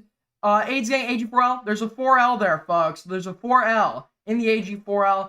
Times get tough. Shit gets hard. Okay? But we always come back. And the real ones that stay. The real ones that stay are the ones that are much appreciated. Thank you for the 2, Belinda. $2 from Ishmael Sheckelstein. Justice for Whitey Icy Chatters. Is there like a race war happening in Icy Chat? Guess that's just a Friday for you. But no. Psst. I asked him multiple times in multiple circumstances. Okay, that's fairly reasonable. Sitting here today, do you know if he's deleted all those videos? I do not know. He's told me that he would, and the last time I requested, he just did not respond. Okay, so sitting here today, you have no idea if he still has these videos in his possession. Yeah, I'm not aware if he does or not. Are you concerned what he will do if he has those? Yes. And what are your concerns? He'll either post them publicly, continue to share them with more people as he had stated, and possibly, I don't want that. I don't think anybody wants that. Has he threatened you with putting that out there? Yes. Okay, how has he done so? I don't have the exact verbiage. It is in the timeline of what he has said in his words.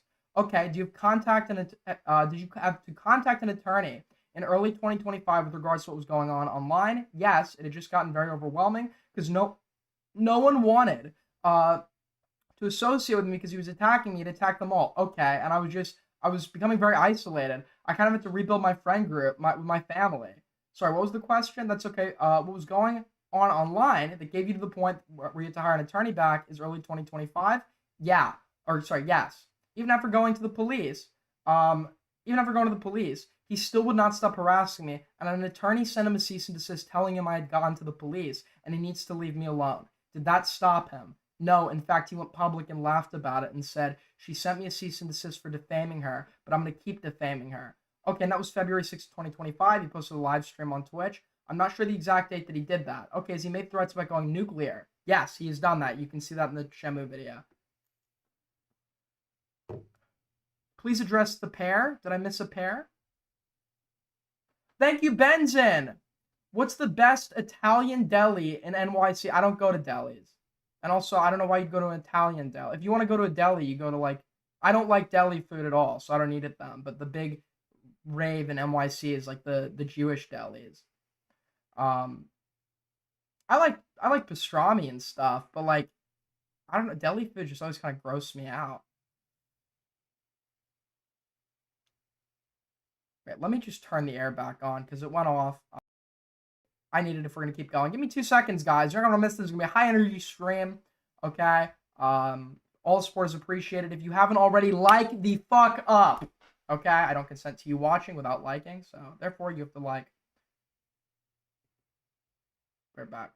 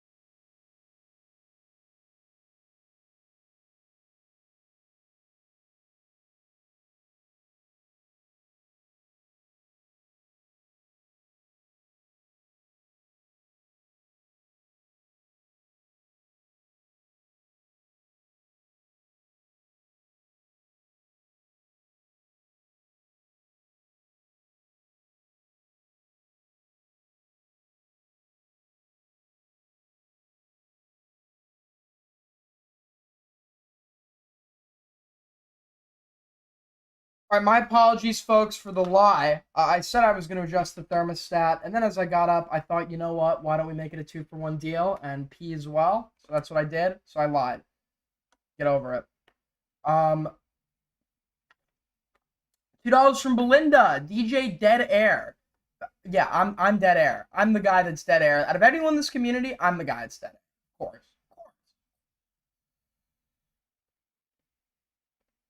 But thank you so much for the 2. Holy fuck, much appreciated. Ishmael Sheckelstein with the 2 with a message I cannot read. Well, thank you guys for all the fucking support. My only problem is, why do we have 1,000 people watching, yet only 34 likes? 34 likes. What's going on? What's happening? I believe it was the time he was like showing his guns and things. Okay, and in fact, he's indicated on social media that he's schizophrenic and is strapping for weapons. Is that correct? Yes. Tell the court your concerns about his use of, or I'm sorry, his possession of firearms. I'm afraid that if he does, obviously with the threats, he gets so upset that he will try to do something to me, especially because I do go to conventions and public things, or if he has an episode or anything and is upset enough, and you filed this on the protective order. So you first contacted an attorney in January. Went to the police in January 2025. Why is it that you filed a protective order application in August 2025? Well, first, it was mainly just dealing with the police and the preliminary call and trying to get what set up and whether that was the right move to do for my safety. And so it kind of just kept getting pushed between the police and then his threats. So in January is when she actually, I guess, makes the report to the police. She's moved out. He's now not like controlling her entire like narrative of the world and what's happening between the two of them. The pressure of him being there is no longer there. She's processing it. She realizes while processing with others that what happened to her, what she's described, is in fact sexual assault. And then in August is when the protective order gets filed. The police were at the end of January. This makes sense, timeline-wise. This makes sense. His reaction and shit may have then gone on and led her, in addition to the traumatization of what originally happened, feel like now an actual protection order would be necessitated here. I'm going to show you what we've marked as applicant's Exhibit 7. Are you able to identify that? Yes. Okay, without telling me what's in it yet, the statement's in it. What is it? A tweet from Robertson, Mr. Robertson. That is Tectone. Okay, what does Mr. Robertson go by on his social media? Tectone. Can you spell it for the court reporter, please? Spell it. Yes, for the court reporter. Tectone. All right, and what is it you go by online? Pinky Chew. Can you spell that for the... Okay, I don't need to read that. What is exhibit number 7? I guess we could look... That's in separate filings.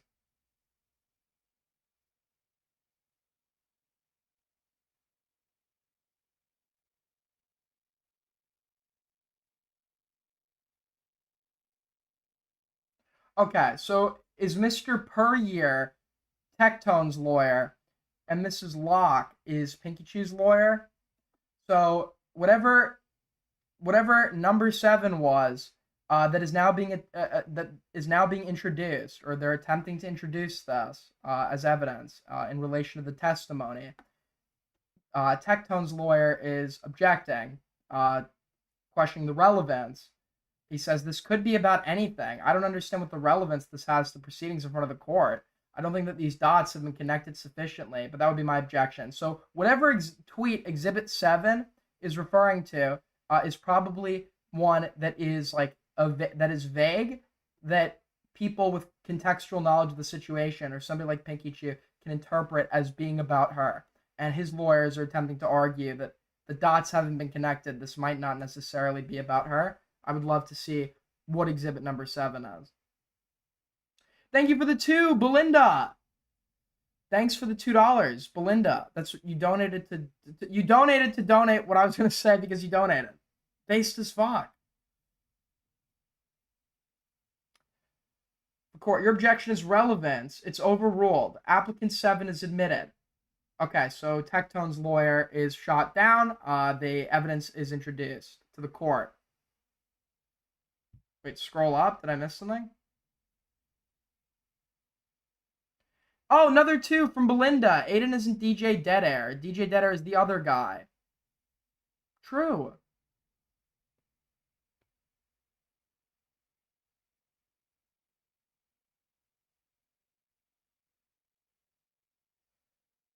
What was it that Tectone published 4 days after this application for protective order was filed? I'm not sure if the dates correct. I'm sorry. What are the dates? Can you zoom in? Do you see? I'm sorry. 8/22/2025. This is the day after the application was filed. Is that right? I believe so. Okay. You received extensions of this ex parte protective order that was granted back in August. Is that right? Yes. All right. Hold on. Just so I am up to date. My lingo here. Yeah.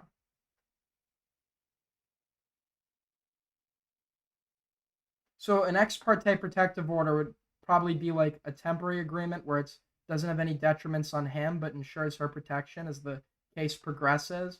Is that what the ex parte protection order was?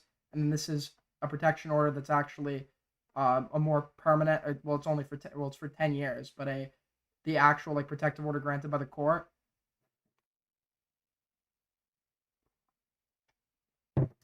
Get to the meat and potatoes, Aiden. We want Dickers versus Chud. I don't even think that's true. I can't listen to what any one chatter wants, because I'll go and do what they want, and then another chatter gets mad. Yeah, Exhibit 7 is referring to a tweet he made, and I'd love to, maybe if I open that.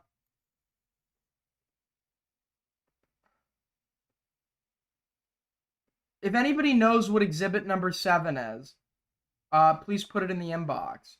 It's referring to a tweet that Tectone made.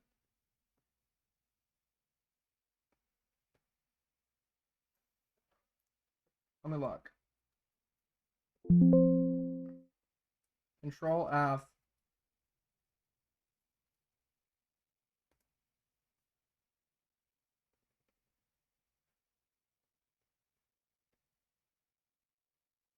So this would be on page 177.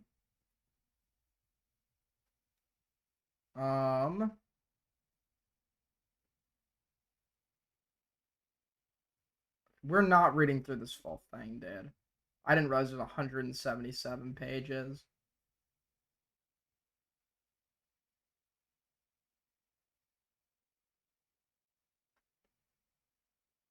All right, here's what we'll do. We're going to read through her testimony now. And then tomorrow, we're going to read through his testimony. And then we'll read the conclusions of the court, and then I'll just like stitch this together into one segment. But we'll get through this like testimony, what it's being alleged happened, which I think we have a pretty good basis for, right? What she's alleging is consistent with like narcissistic abuse in addition to sexual assault. There are aspects of this which can be verified by third parties, like the visit to the doctor, etc. And it does sound like what she is describing, it does sound like what she's describing has some basis to it, and if to be believed, would indicate reasonable fear for one's safety, and thus justify the granting of a protection order, which the court seemingly agreed on. And it's a major blow to the one-sided narrative that Tectone has tried to portray. He's been so good to this person. He's such a good guy, and she's like fucking crazy and shit. Well, I guess now you're gonna also have to claim, you bald fuck, that like the court is insane as well. The court's crazy. $5 from Patrick. Aiden Sorenstein, this is an important question. Who'd you rather have as a lawyer? Nick Rekieta on coke or Legal Mindset sober? I don't know anything about Rekieta. What I know about legal... At that point, I would want whichever lawyer would be easier to control and like listen to me. Because representing myself wouldn't be an option in this hypothetical. I don't trust either of them. But Nick Rekieta, if Nick Rekieta is willing to just say what I say, and answer like relevant legal questions about how we should go about doing a certain thing, then maybe the coke will help him lock in, and then I could dictate what he actually says. I'd probably pick Rekieta.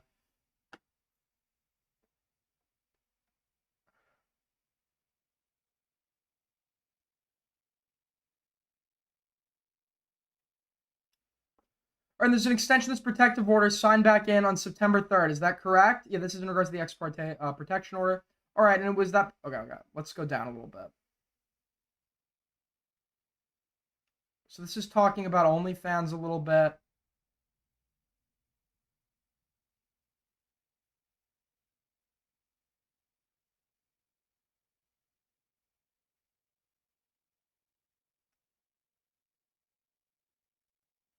Okay, so back in October 3rd of 2025, so 2 months after the protective order had been filed and the ex parte had been granted, what did he post on his socials?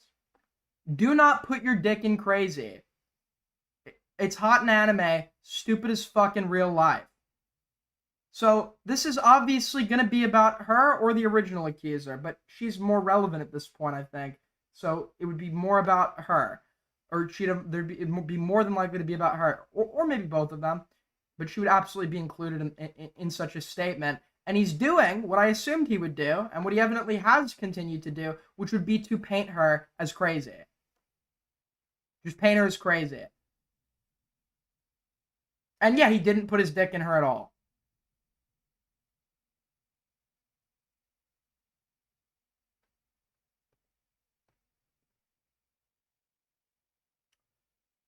Um, what else did he say about mental illness? You cannot fix a mental illness. Bro, you can medicate it, but that's a crapshoot. Get someone who you don't need to fix. Much easier. All right, did you have any doubt these were about you? No. I had no doubt it was about me. Okay, and how did your fans, if at all, because I don't know how this works. How did you learn that he was talking about you on social media? People in my community would let me know and tag me and at me. My friends, people in the space, because it did affect my livelihood and my consistent life, because people who worked with me would be technically associated with somebody he's consistently attacking, and they were afraid that he would also attack them as well. I could believe that. All right, and let's go to 13. I'm sorry, 14 is correct. May I approach judge? I'm going to show you applicants' exhibits 15, 16, 17, 19, 20, and 21. No objection to these, Your Honor. No objection, all right.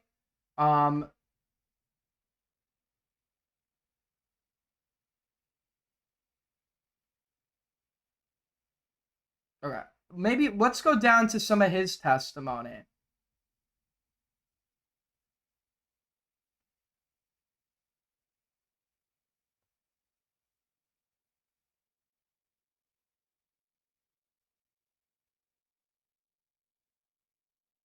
So we understand the basis of her testimony.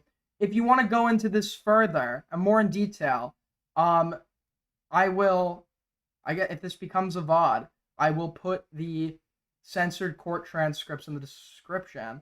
Um, but we have the basis of her testimony. There's tons of people that go into it in full, but we understand the details here. The fundamental details here so far are that there were multiple instances alleged of sexual assault, allegations of harassment and weaponization of a fan base that could reasonably hurt her livelihood, fears based on prior comments and knowledge of his firearm ownership that he could cause physical bodily harm to her. And overall, if she's to be believed, which I am inclined to do, overall, just like this pattern of narcissistic abuse. Let's hear some of John Robertson, Tectone's testimony.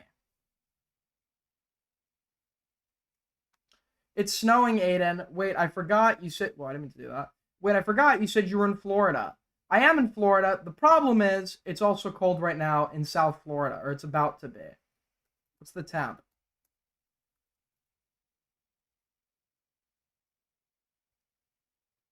This is the coldest I've ever remember South Florida. It is in like the 50s tonight.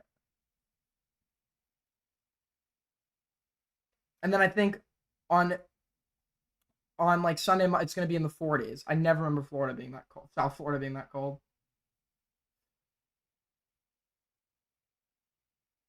All right, so where does his testimony start?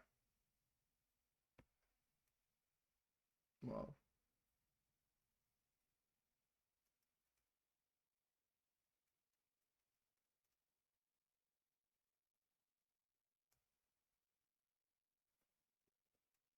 Fuck.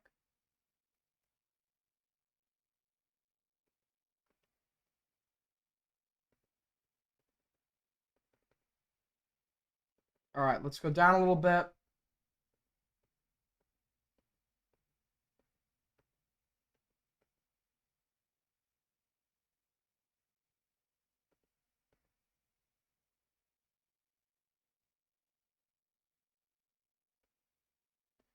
Okay, so they're bringing up some of his testimony in regards to like OnlyFans shit, which is it being argued that this is potentially pertaining to her?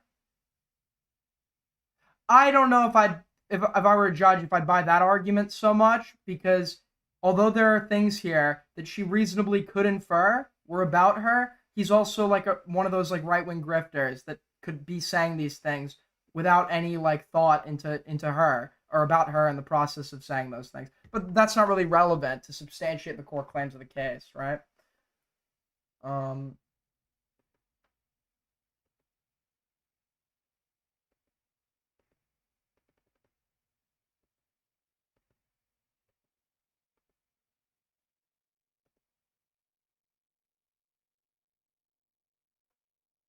Oh, this is more descriptive of his demeanor.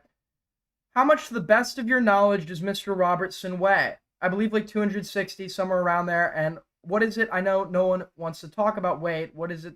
Okay. Relevance, Your Honor? Relevance?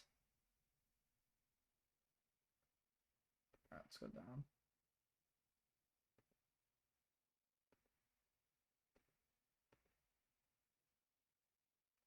Here we go. So now Tectone, picture the scene. Tectone is now on the stand, about to testify. So let us, the man of the hour has taken the stand. If Tectone is who I think he is, and I'm certain he is who I think he is, he would be like, someone like Tectone would talk himself into a hole. He would be like an ideal fucking like witness to cross-examine, I feel.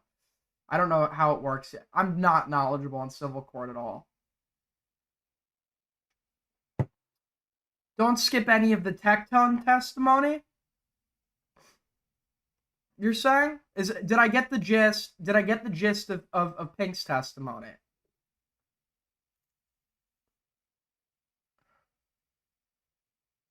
Is it okay to move on from that if you've already read through those?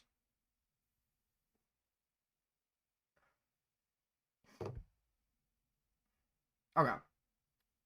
So this is the testimony that everyone's been talking about.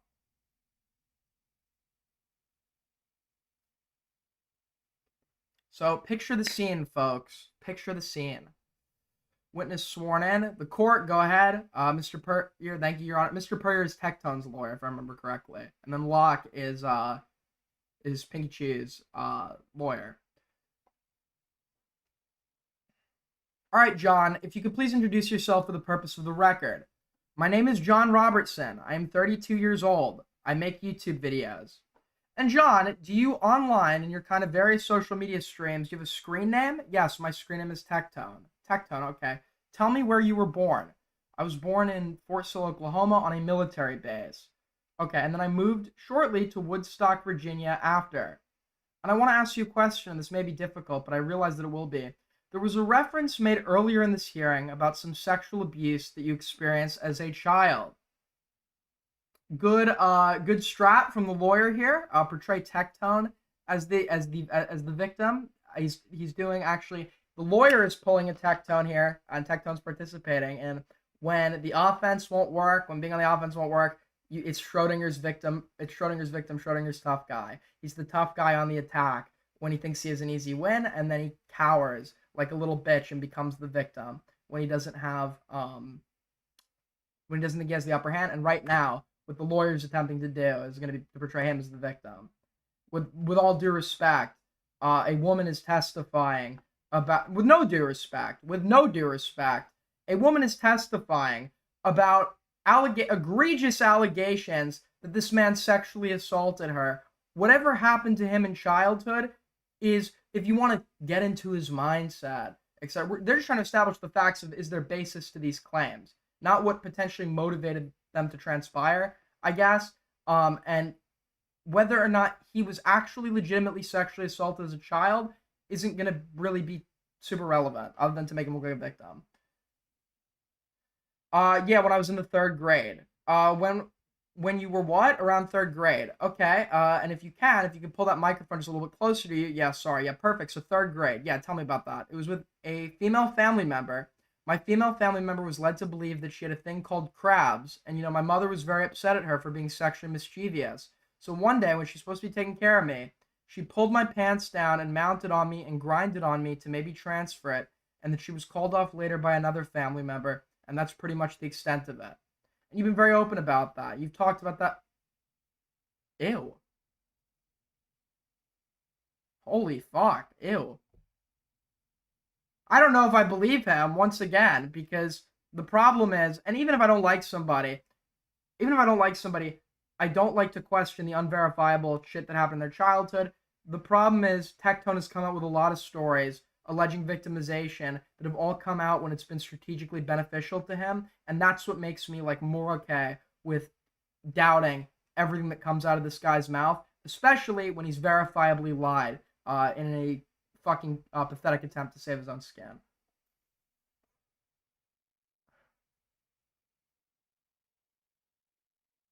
It could be the reason he is the way. No, maybe it could have contributed, maybe, especially to the not wanting to have sex shit, or like full on sex stuff, I guess. Um, and like the fear of vaginas, I guess like that would make sense. But this is like going to be a multifaceted, like it's probably there's there are multiple contributing factors, some genetic, some environmental, as to how you get a tectone. Yes, and you've been very open about that. You've talked about that on streaming and various social media posts. Is that correct? Yeah. So once again, what the lawyer is attempting to do here is establish Tectone as a victim, but this wouldn't be relevant because this would be a crime that is alleged to have occurred decades ago, relating to a party that isn't present or demonstrably relevant to this case in any meaningful capacity. To be fair, it was invoked. It was asked by I believe Pink Cheese lawyer, unless she was being unless I missed it, and cross-examination from Tectone's lawyer started. So it had previously been brought up, but starting his testimony with this, I think, is very strategic. Okay, tell me about that. So how do you, I think probably what is obvious to anyone that sat through this hearing, a lot of people in this room have no idea what you do for a living. Yeah, how this whole stream thing works. How did you get started in streaming? Sure. Social media. Can you walk us through that? So I went to Canada to date a girl. I met off a video game called League of Legends, and I've been a pretty lazy guy in my life. I'm not going to lie. So finding any way to get a job where I didn't have to work too hard was pretty important to me because I'm lazy. I'm not going to lie. Typically, if somebody needs to, whenever somebody keeps telling you that, yeah, being completely honest here, I'm not going to lie. It's not always the case, they're being dishonest, but typically you, like, when you think of some of, like, the biggest fucking cappers you've ever known, they're just constantly saying shit like this. I'm not gonna lie, I swear on my life.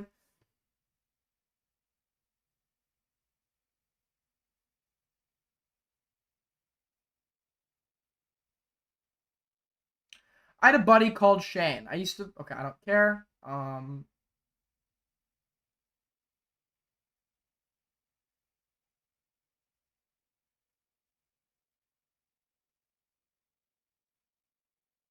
This is about frame.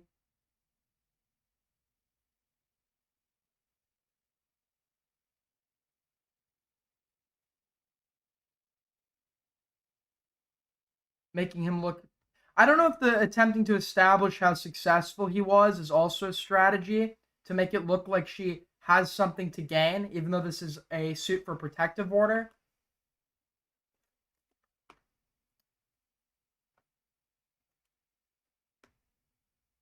Is that when you met Pink? Okay, so this is where, as Tectone is sitting on the stand, this is where he talks about meeting Pink.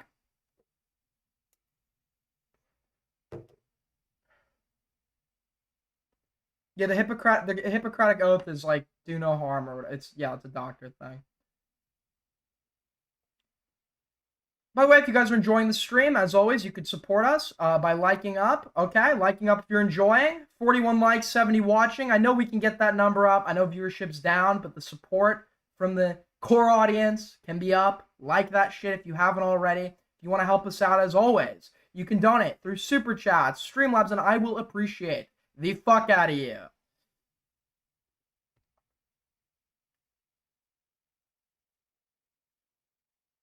Is that when you met Pink? I met Pink via a Twitter message that she sent me through one of our mutual friends. She was more close with Jay than I was, but I knew of Jay, and he was a nice guy. He was always a little weird, but he was an honest guy. He was an earnest guy, and I liked him. But I never really spent too much time with him.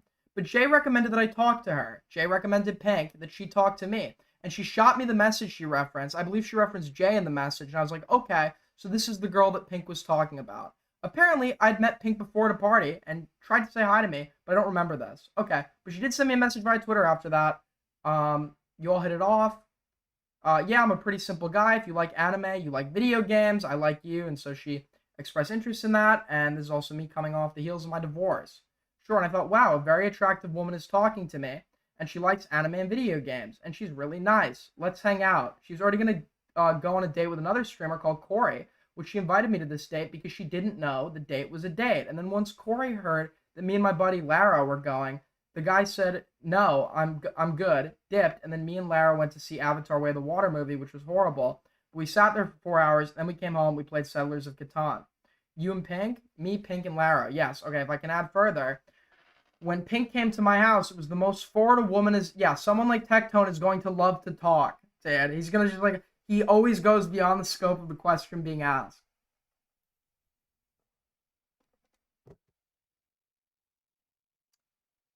When Pink came to my house, it was the most forward a woman has ever been with me in my entire life. I've never experienced a woman be so blunt with like, so for example, the topic of sex was brought up pretty quick. I'd expressed that I'm not really into sex that much.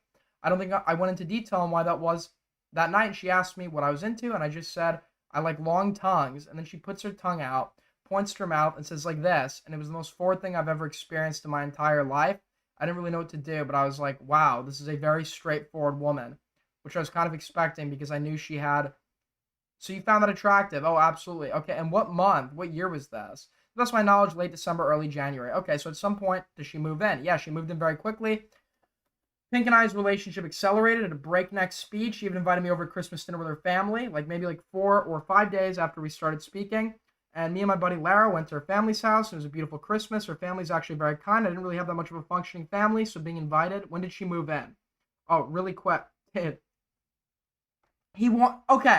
So this guy won't shut the fuck up about like every fucking detail beyond the scope of the question. So it's gotten to the point where his own lawyer is literally cutting him off and interrupting him. If he, to all things considered, right, there's only so much you can do, I think, as like an attorney when you have a client like Tectone who's going to be very adamant on doing things his way. He's not going to shut up. He's probably going to incriminate himself. And if anything, I don't think that the loss here for Tectone, I think it would. I don't know. People are quick to blame the lawyer. I don't think I think the lawyers were put in a pretty indefensible position.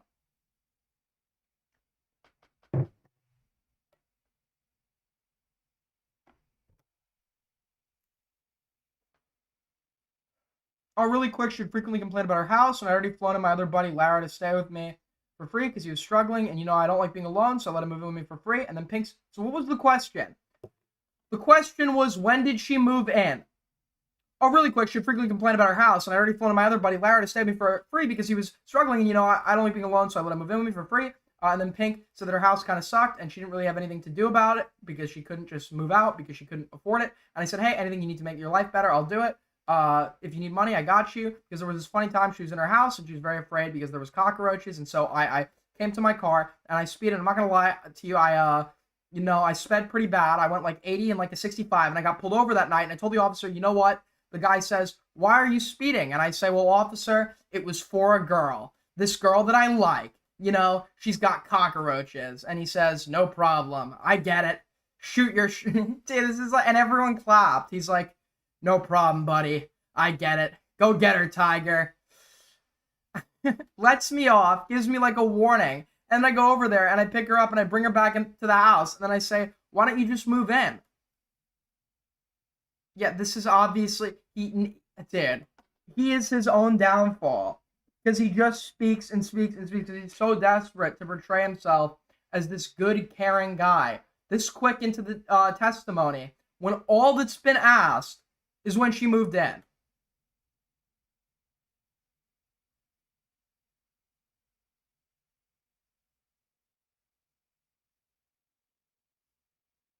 No, that was a real testimony.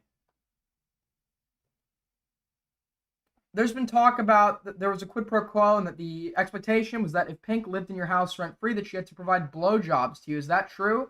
Not even in the slightest.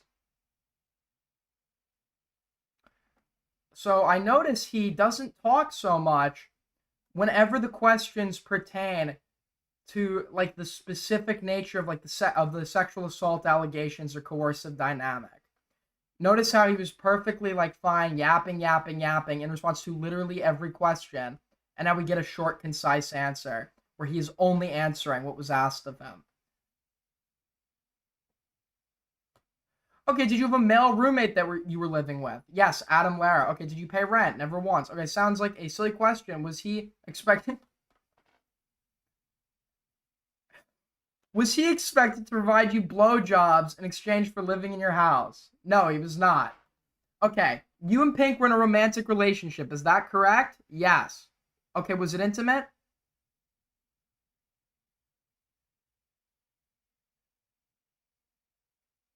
So notice, when it gets time to talk about the nature of sexual exchanges between the two, he either all of a sudden is willing to just answer shortly and briefly, or he just won't answer the question at all.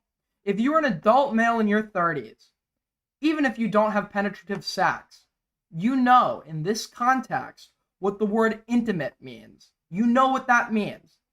You know what is being asked. His response, I actually really enjoyed it. She was very kind, she was very quirky, and obviously she had some issues, but I'm okay with that. I love helping people through their... Now, he just doesn't answer the question and does more of a self-insert, some useless fucking thing that isn't being asked to make himself look like such a good, helping, caring guy. I told you, Tectone is not intelligent, but he has the same mindset and wants to portray himself as any other run-of-the-mill narcissist. He's just not smart, so it's hard for him to get away with it and be like super effective at it. Anybody that is objectively viewing this sees what he's trying to do here. And by the way, he's talking to his own lawyer right now. These are not even hardball questions. Thank you so much for the 2. Belinda, if the glove doesn't fit, you must acquit. True.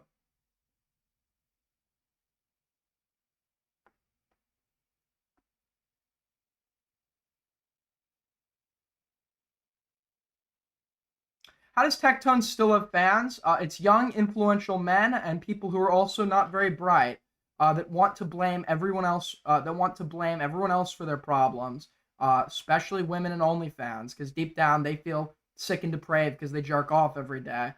People like Tectone give them an out, give them easy explanations to hard problems that involve them taking minimal blame in the process. This is the same appeal that you got from even the more overt kind of red pill influencers like Andrew Tags on a red pill influencer, but he's like a conservative one, and you understand why the thought process he's giving would be appealing to an emotionally immature, unintelligent young man. Those are the people that watch him.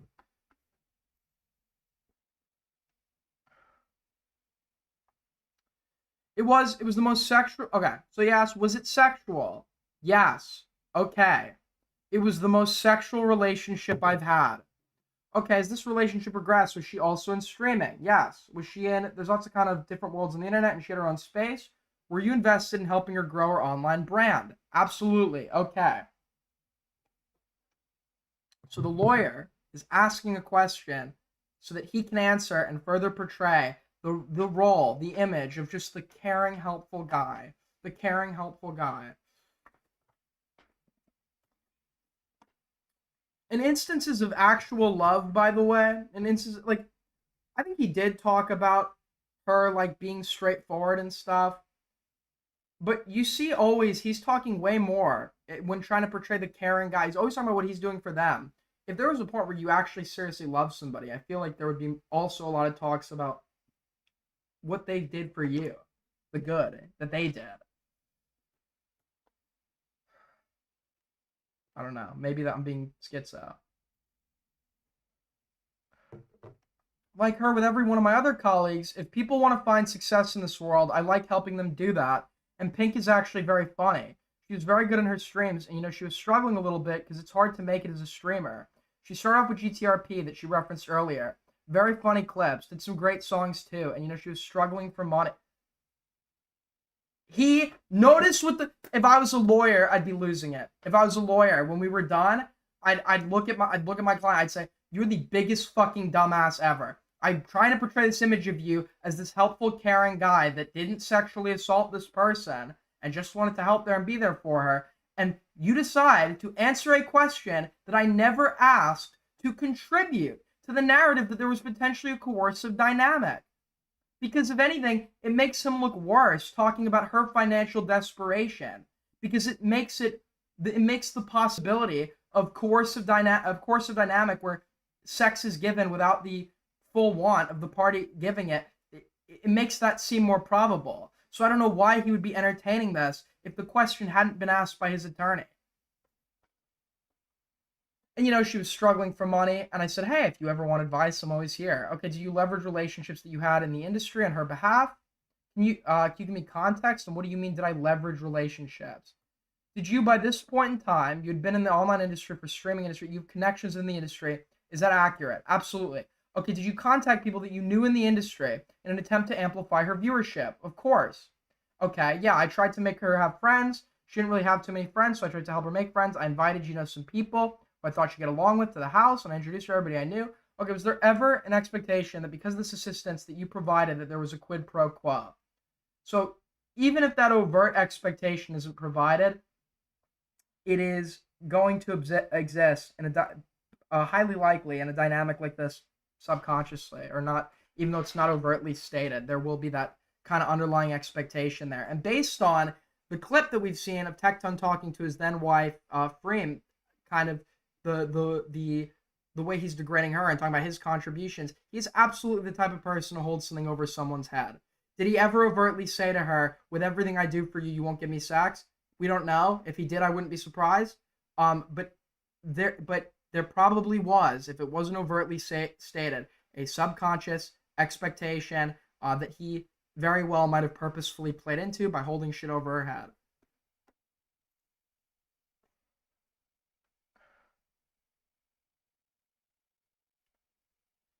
Okay, did you ever threaten Pink with, or blank, that if the relationship ended that you would destroy her in the industry? No, sir. As a matter of fact, when we split up, there was an idea that maybe we continue living together just as friends. But my friends advised me against it. But no, I would have never done that.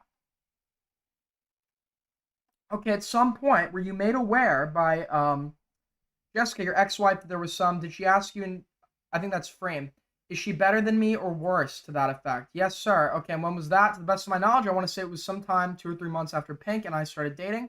So maybe March of, whether that be 2023 or, yeah, probably March of 2023, probably somewhere around that time. Okay, that was a very uncomfortable period of time. Okay, was that information related to Pink? Did you tell Pink about this conversation that you had with your wife? Well, I tried to not let Pink know for maybe a week or two beforehand because Pink is very... He tried not to let her know. You know how you know this is bullshit? That he was withholding the details of his crazy wife that was also making allegations against him from Pink? You know how you know this is bullshit?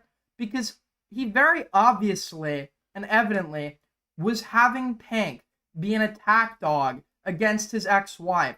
Why would he withhold pieces of information that would, just because it would supposedly make Pink more angry at his ex-wife, when he's seemingly totally willing to have her get angry on stream and give her points to go at the ex-wife with on his behalf?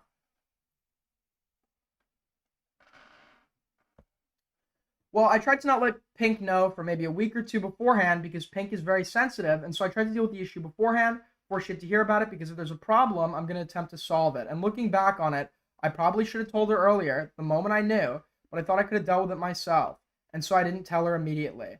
But I did tell her, and to my expectancy, Pink did not receive it well, and I don't blame her for it as well. It is very scary. Yeah, that's a reasonable reaction. Is that fair? Yes. That she's upset about the notion? Of course. There have been some recording that she didn't know about, of course. No woman would ever want that. Okay, were you aware when she reported that to the Leander Police Department? I was. I heavily discouraged her not to because I'm horrified of my ex-wife, to be honest. Okay, so he's now talking about allegations of non-consensual recording that Pink was levying against his ex-wife on his behalf. And I wanted to just try to move on, but Pink is when she sets her mind on something, she's going to do it. You could tell based on the way she was talking about the ex-wife that he was obviously feeding shit to her.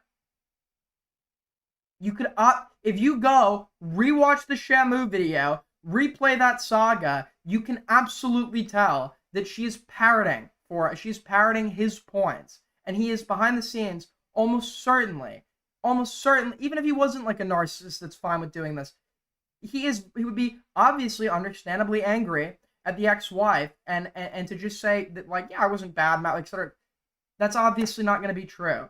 If you have any understanding of the dynamic of Tectone when he was with Pink at the time, and the dynamic of what went down with his ex-wife.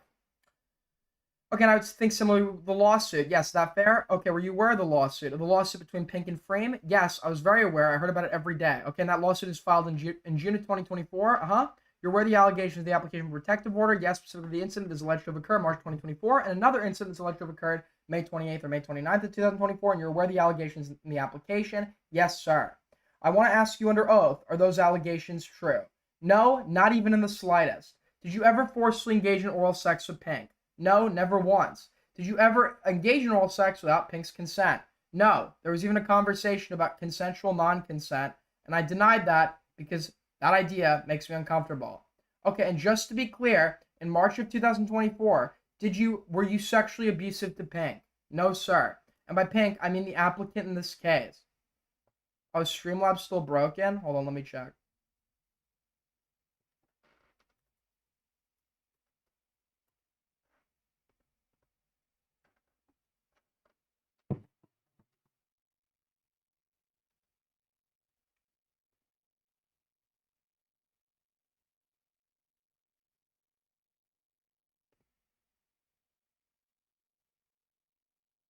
Thank you, Navakva, with the 10. Much appreciated. No message attached. By the way, folks, if you are here, I know sometimes the number says if some people leave and then others tune in, potentially. So if you're new here and haven't yet already, like up. Hit that like button. Much appreciated. You can support us through tips, Streamlabs, Super Chats. You could be, I don't know, you can't be any, we'll never be anything. But much appreciated. And then another great way to support us is join the Discord server, follow me on X, all that good shit. Okay.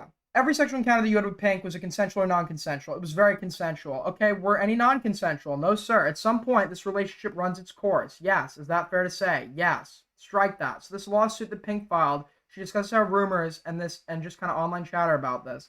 These alleged recordings that your wife had, how that was affecting her ability to get sponsorships, how it was affecting her ability to sign as quick with Mythic Talent, things like that. Did you see that in real time? How it affected her? Of course. I spent the majority of my days when I could, sometimes even cutting my own stream short, just to make sure that Pink was okay. You know, whether that was me or her family, trying to make sure Pink was okay. That was kind of all of our priority. I can absolutely vouch that. And, you know, with those recordings, it made things a little bit difficult because, you know, it was told to me allegedly that the recordings were sent to the heads of Mythic Talent. And, you know, Mythic Talent already saw that I had a history with my ex-wife, and they were kind of hesitant on if I was going to date somebody new because, you know, they didn't want a repeat of that. And yeah, so it definitely did slow things down for her, absolutely. But I attempted to help her in every step of the way. Was that stressful for her going through that process? I think it would be stressful for anyone. I felt for her. I felt horrible for her because she trusted me, and I tried very hard to make sure she was okay. And I just felt like an idiot because she was very stressed, very scared, would go into her room, and she would scream and wail and break things. You see, you're all seeing what he's doing, right? He's acting like he's talking about the nature of her stress from a position of feeling bad for her. I was so worried when she was being crazy and breaking things. This is a disguised attack. It's an attempt to paint a narrative of her as the narrative that he's more aggressively out of court attempted to paint of her being insane. The reason this is so manipulative is because the nature of him presenting this anecdote to make her seem crazy is done under the guise of concern and him just caring so much for her. And he's done this before. He's threatened them. He's done like a Schrodinger's threat where you say, I could do X, but I'm not going to, which gives you the benefit of letting that person know you have the potential to harm them, therefore leading them to be more restrained in their in the behavior that it is you want them to stop engaging in. And you actually get the plausible deniability of, oh, well, it wasn't a threat because I said I wasn't going to do it. So what Tectone would do is he said he could go nuclear. He said he could drop a bunch of shit on them, but he's not going to do it because he's such a nice guy. So in an overt attempt to threaten and go on the attack, he still tries to phrase it in a way that makes him like a good, caring, compassionate person, which is exactly what this dishonest fuck is attempting to do here. This guy is dishonest. He lies like he breathes. He's manipulative. He's unintelligent. And despite what he tries to paint these women as, he is insane.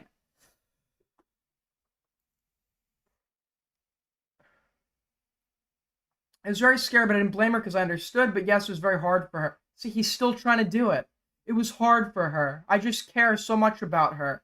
You know, when she was acting like a stupid, insane, like crazy person whose testimony can't be relied on in this case.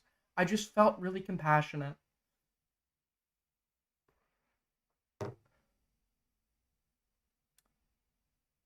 And is it fair to say that stress your relationship with her? Yes. Okay. Things have been going on good until February 2024. Yes. And is it fair to say the investigation of the lawsuit that kind of precipitated the relationship kind of falling apart?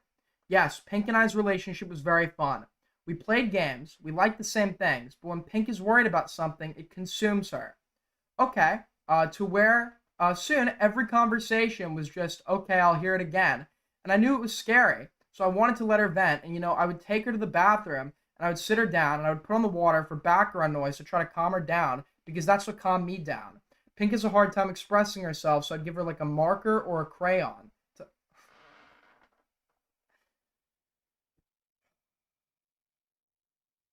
What an empathetic guy, dude. What an empathetic guy.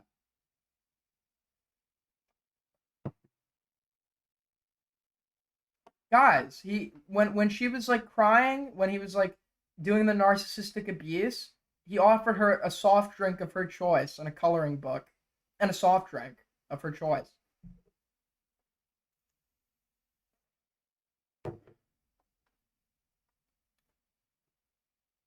Were you aware of some kind of mental health stuff going on with her? So the lawyer, there is probably so the lawyer is probably on board with attempting to paint her as crazy, which is why he's asking this question. Tectone has kind of introduced it himself. He's clearly jumped the gun ahead of when the lawyer wanted to, based on the line of questioning, to try to portray as crazy, but do so in a way where he looks compassionate and caring. Now the lawyer is going to play into it by getting him to talk about her mental health more. Were you aware of some of the kind of mental health stuff going on with her? Yeah, okay, and yeah. Was that when you found out that she was going to Austin Oaks? No. Was that something you were supportive of? I was blatantly aware of everything Pink had stressing her out, everything she was dealing with. You know how my previous partner had things they had to deal with as well. But I took it as, if I give up on this person, who am I?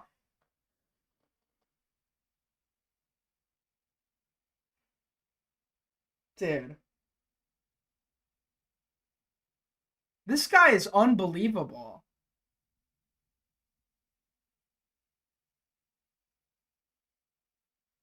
This guy is such a manipulative fuck. Oh my god, dude. Every time when he goes in the attack against her, it's disguised. He's trying to disguise it in the good person veil again. And somehow this fucking works on people. Didn't work on the court. It didn't work on the court, which he's seething about. And we're going to see a lot more of the real Tectone, the not so nice guy, I'd imagine. He's going to walk that line without violating the protective order. But, even if, let's say there's a world that exists where he isn't like a fucking narcissistic, lying, like, piece of shit, but he didn't actually sexually assault her and she's just invented all of this. Let's say that world exists. The spite would be there. There would be spite. That would be coming through.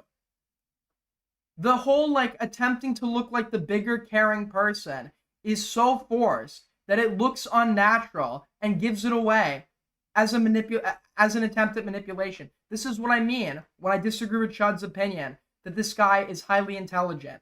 He knows about manipulation tactics. He's just not good. He's not particularly smart and not good at executing it. Where if like any outsider with average intelligence picks up on that shit, they immediately see through it. They immediately see what he's trying to do, and he'll come off as insufferable to any like outside neutral observer that doesn't have like preconceived biases in his favor.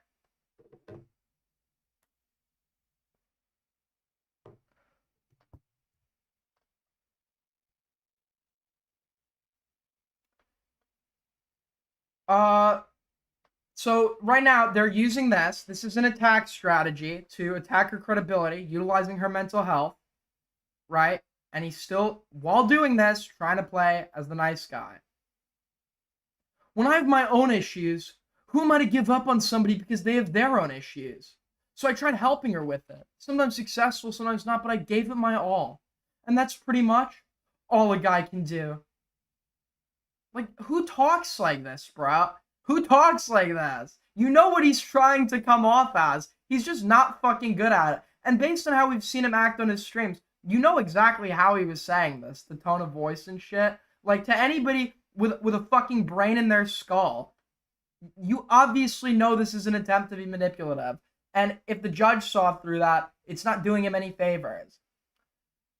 Okay, when you broke up the first time, yes, there was, I want to clarify, there was 3 times. Once I believe Pink is forgotten about. There was one where Pink wanted me to try to have sex, and I swore to her that I would try, and I did, and it just didn't work. I was too afraid of committing vaginal sex, and it's not a thing to take lightly. I'm not a guy that sleeps around, and it's, what if I get her pregnant? And also, I'm not going to lie, the unfortunate reality is that I did have a fear of vaginas. It's still hard for me to look at vaginas. I'm a straight man, but something about them just scares me. True? Base department? Hello? Hello? Okay. It was a joke. I was joking, to be clear.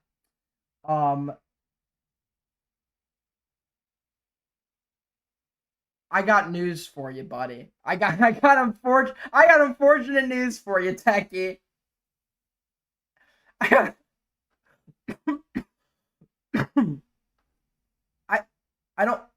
don't know if you're straight, bro. I gotta be honest.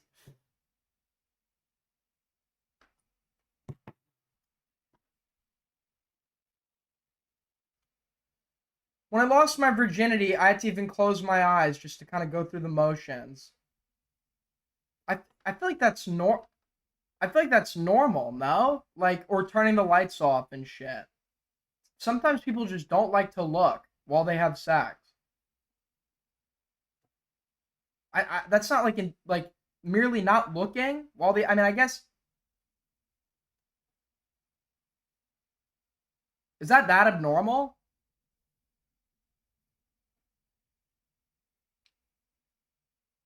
So the first time you broke up, yeah, okay. So no, is that abnormal for Aiden, please?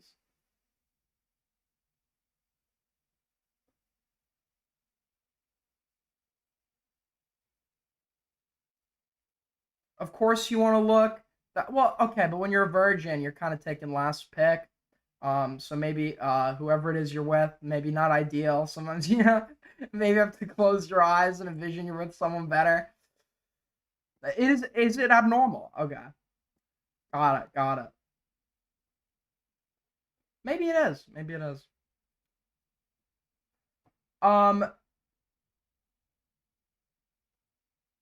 Yeah, there was one time where she didn't get it. Yes, hold on. Yeah, so the first time. So is this my Dickers moment, by the way? Is my take on this going to be seen? Is my take on the Tectone stuff going to be seen in the same vein as Dickers?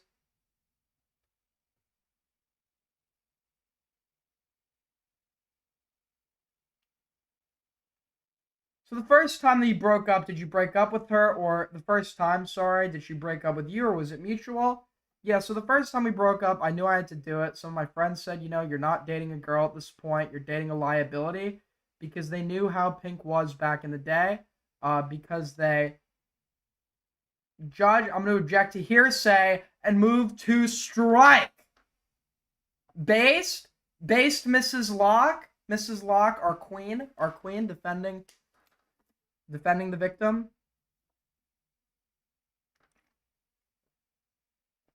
$2 from Belinda. I'm less self-conscious. Sex workers prefer dim lights. Did he lose his virginity with a sex worker?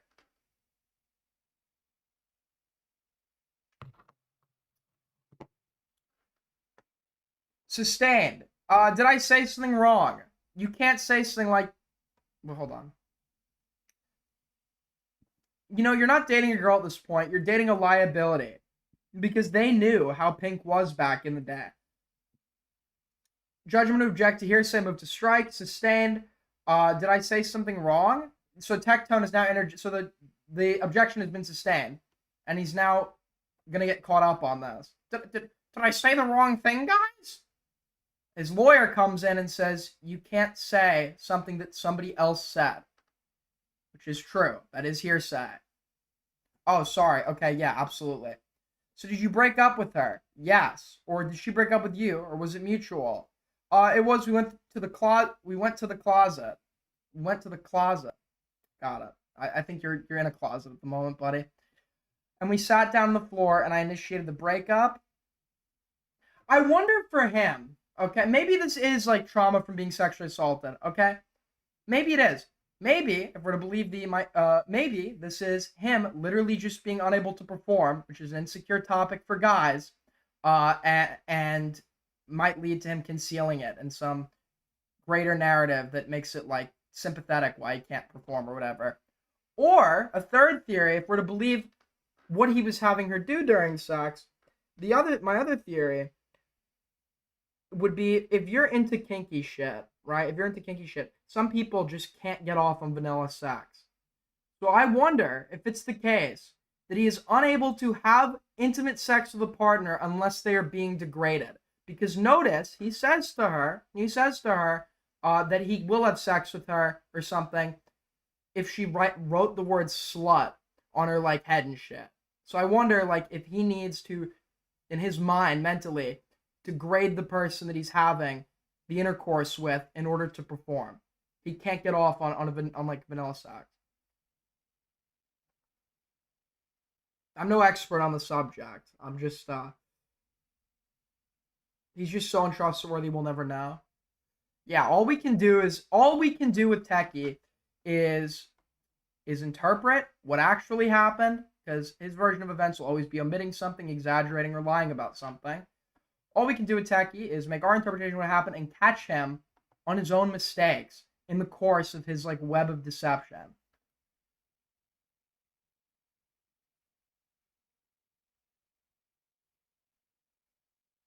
Okay, let's talk about the second time. Sure, the second time you broke up, did she break up with you? Did you break up with her? Was it mutual? She broke up with me. Okay, yes, and that's the time. Strike that.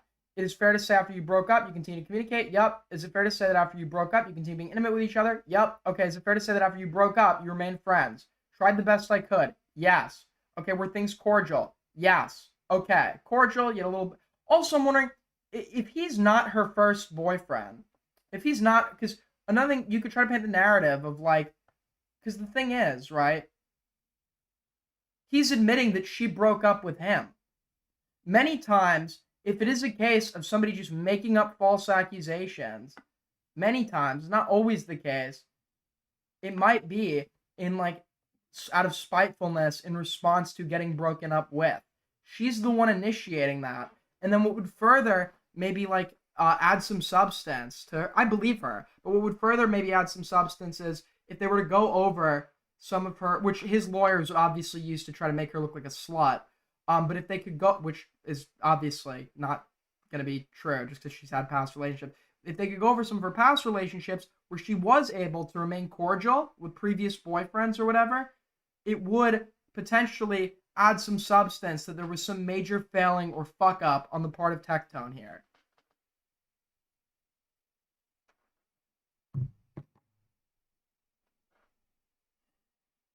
I'll kink shame all day. Guys who can only get off on one specific thing are walking red flags. I mean, it's going to depend on the thing, and it's going to depend on the partner you're picking to do that thing with. If you're both mutually into that thing, because women are kinky as fuck too, if you're both mutually into that thing and find someone who has like a compatible kink and you do it in a way that's consensual, safe words, organized, etc., then I don't think it's necessarily a red flag. Right? I don't think that's necessarily going to be a red flag. But if it's the case of you trying to mold someone into that role because you are unable to adapt to like a non-kink based active sexual intercourse, because it sounds like any sexual act that's been described between the two of them so far involves him mentally degrading her, or in his mind finding a way to like degrade her and view her as a lesser. So like it is humiliating when somebody is taking your head and forcing it into their penis, right? They like from Tectone's perspective, he's like using her like an object, and it's like degrading her, right? when he's having her write slut on her head and then is willing to have sex, it involves the degradation of her. So it seems like this guy does have this kink, and he's unable to perform when the kink isn't present.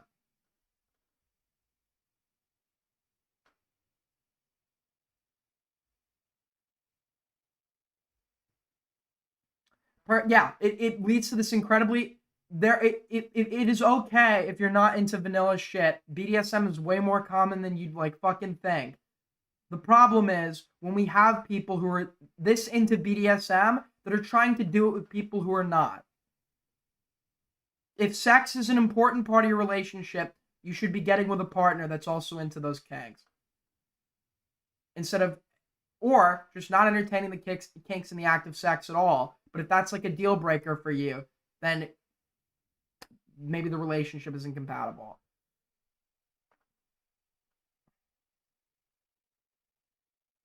Yes, you do have to prioritize your partner, even if you have a kink, 150%. Which is why if it seems like he's not able to do that, and then it's like, okay, you need to go find other options. Then you need to go find other options. Address the sweep allegations. Who am I sweeping for? Is it fair to say that after you broke up, your main friends tried the best I could? Okay, were things cordial? Yes. Okay, cordial. Yet a little bit uncomfortable, as somebody who breaks up with somebody would be. Sure. Complicated relationship. Yup. You guys have been together for a year and a half.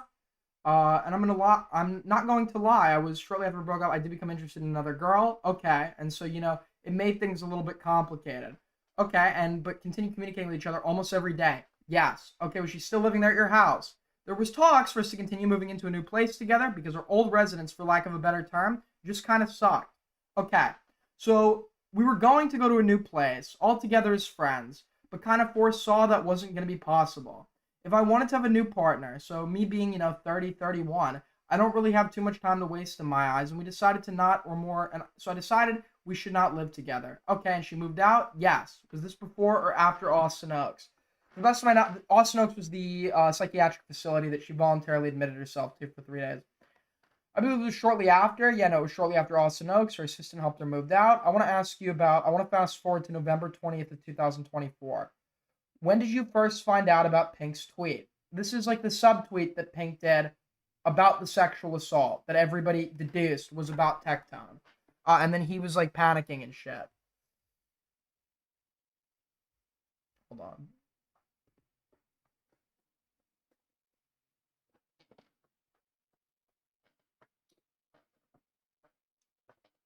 All right, we're back. Got water.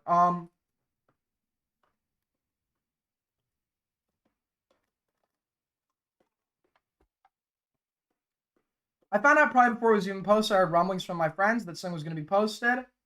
I'm going to object as to hearsay, sustained.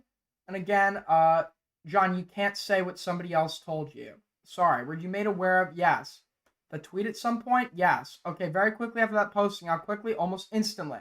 Okay, so that tweet was on November 20th, 2024. Did you find out about it on November 20th, 2024? Yeah, I saw it after it was posted, and it was a lot to take in, and then, yeah, that is when I found out about it, or at least when I saw it. At this point, when that tweet came out, where everybody knew it was about him, and she was outright insinuating that he had sexually assaulted her, he went into panic mode.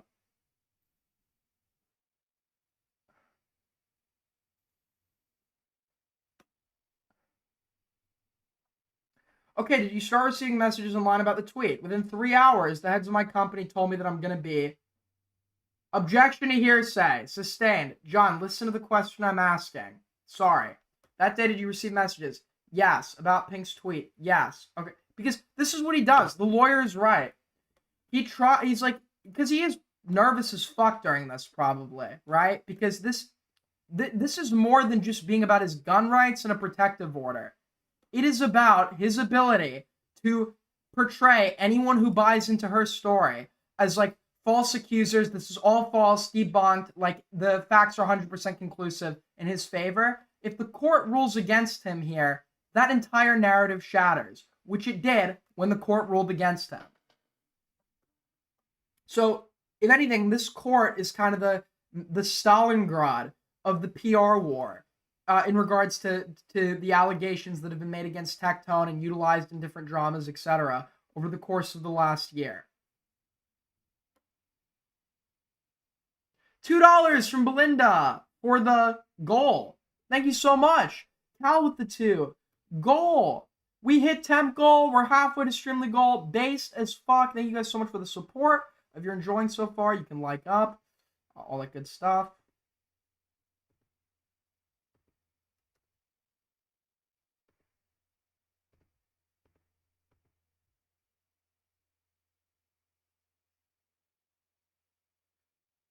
You do not have any objection. No, Your Honor. All right, and this was respondents. This will be respondents to the court. All right, respondents 5 is admitted. And judge, at this time, I'll also offer what's been previously provided as respondents 5, 7, 8, 9, and 10. They're the same ones. Yeah. Are we duplicating? I thought we already agreed to these. No, only 5 was admitted. Are those? Oh, I don't have any. Objections. Okay, so respondents 6 through 10 are admitted. Thank you, Your Honor. So, John, you started receiving messages, you said, almost instantly about the tweet. Instantly. Okay, did you have the opportunity to see Pink's tweet? I saw Pink's tweet and I thought, damn, I sure hope this doesn't turn into anything. And then it slowly but surely, then very quickly, became a big thing. Okay, but you saw it. Yeah, I saw. Okay, why are they... He's already established that he's seen the tweet. Why is this like being fucking re-asked? Okay, and judge will offer respondents 11. All right, the court, no objection. The court, respondents 11 is admitted. And John, when you saw this tweet, and we've talked about it a lot, did you have any doubt who this was talking about? No, Pink had a history of vague subtweeting, is what it's called on the internet. Okay, she did it to a lot to my ex, and then I saw this. Oh God, it's happening to me now. John, was it well known to your followers that you were dating Pink? It was blatantly obvious. Okay, when you say it was blatantly obvious, what do you mean? I mean, she would dress up as random characters, you know. We would stream together. I'd be like on every single one of her streams, you know. When she would have an anxiety attack, I would be like, are you okay? Like, we'll take care of the stream. Everything's going to be okay. Dude, he needs to insert for no, it's not relevant to the question. It's not relevant to the question at all. He needs to continuously insert all these anecdotes about what a caring, loving, good guy he is. And then while also attacking her on the basis of her mental health. This is a strategy to make her seem less credible. Okay, it was well known to her followers she was dating you. It was well known to your followers that you were dating her. I'd like to clarify for all fairness, it was clear to my followers, to her followers, maybe not so much, but to mine, yes, very apparent. Okay, and did your followers know when the relationship was run its course? Yeah, yes. Okay, so again, when you saw this tweet, did you have any doubt that she was talking about you? No, there was not a single doubt in my mind. All right, and in that vein, now we're talking about response number 5. Did you start to get messages? Yes, almost as soon as Pink's tweet went up. Yes, okay, and is response 5 an accurate characterization of the types of messages that you would receive? They were way worse than that. That's one more of a, you know, like a get shit on post, but yeah, that was a lot worse than that. Okay, and are these respondents 6 and 7, and we've seen respondents exhibit 7, there's a hashtag, Tectone. Yep. With a post date, it looks like of November 21st, 2024. Yep, that one of the one previous that was before the hashtag went from Tectone to hashtag Rapetone. No shot. No shot. Ladies and gentlemen, we did it. Rapetone has been entered on the record. Rapetone has officially been a part of a court rec. Let's fucking go. Let's fucking go. Stowbays.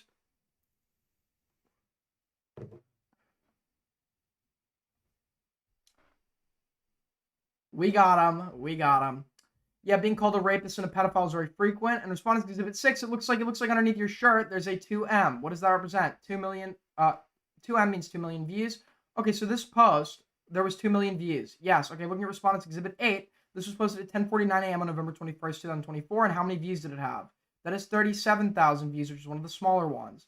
Judge, the only thing I'd like to point out is that there's no indication of when these pictures were taken.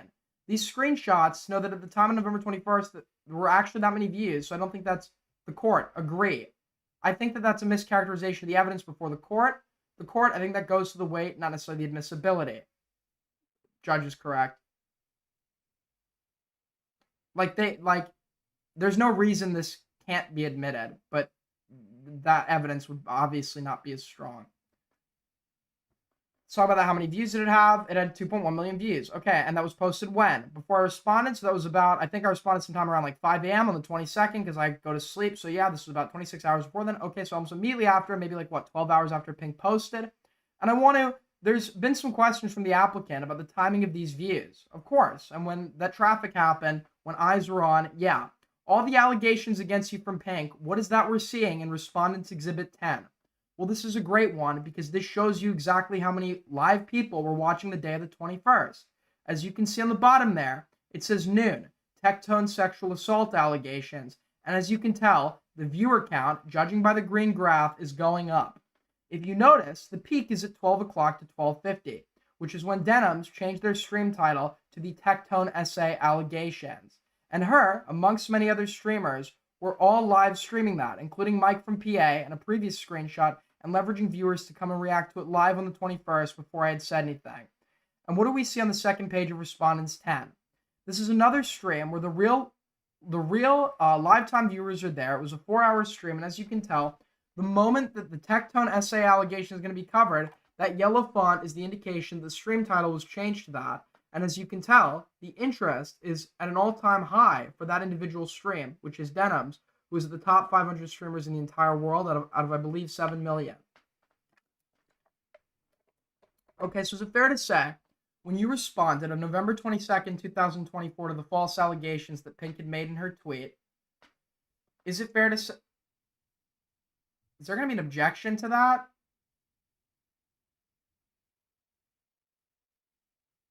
Is the lawyer allowed to assert already that the allegations are false?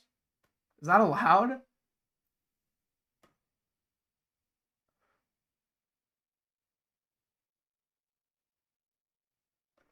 Maybe I feel like you could object to that, no? Not only was there a substantial knowledge for anybody who is Twitter savvy, it was also trending on Twitter in the United States. So yes, everyone was talking about it, in which it forced me to respond, as well as owners of my company decided to let me go as well because the allegations. Was Pink's tweet a secret or in a small sphere of knowledge or influence when you responded, or had it kind of gone viral?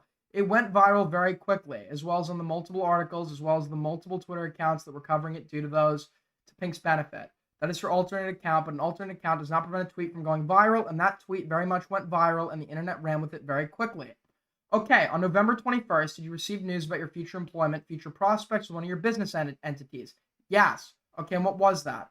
OTK decided they had to let me go. They had 2 previous members, one of them being Rich Campbell, who had sexual assault allegations, who did not get to prove his innocence until 3 years after, as well as another streamer by the name of Ms. Kiff, who also had sexual assault allegations, and is still kind of up in the air. Got it. I don't know anything about the Rich Campbell allegations, but just for context here, Tectone and Miz have long-standing hatred of one another.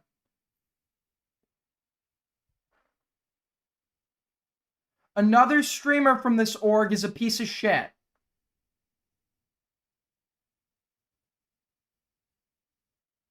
So he's using this opportunity to like, oh, well, they've done this to other people as well, and this like doesn't mean anything because they did it to this Rich Campbell guy, and some other streamer in their org's a piece of shit. So he's like now trying to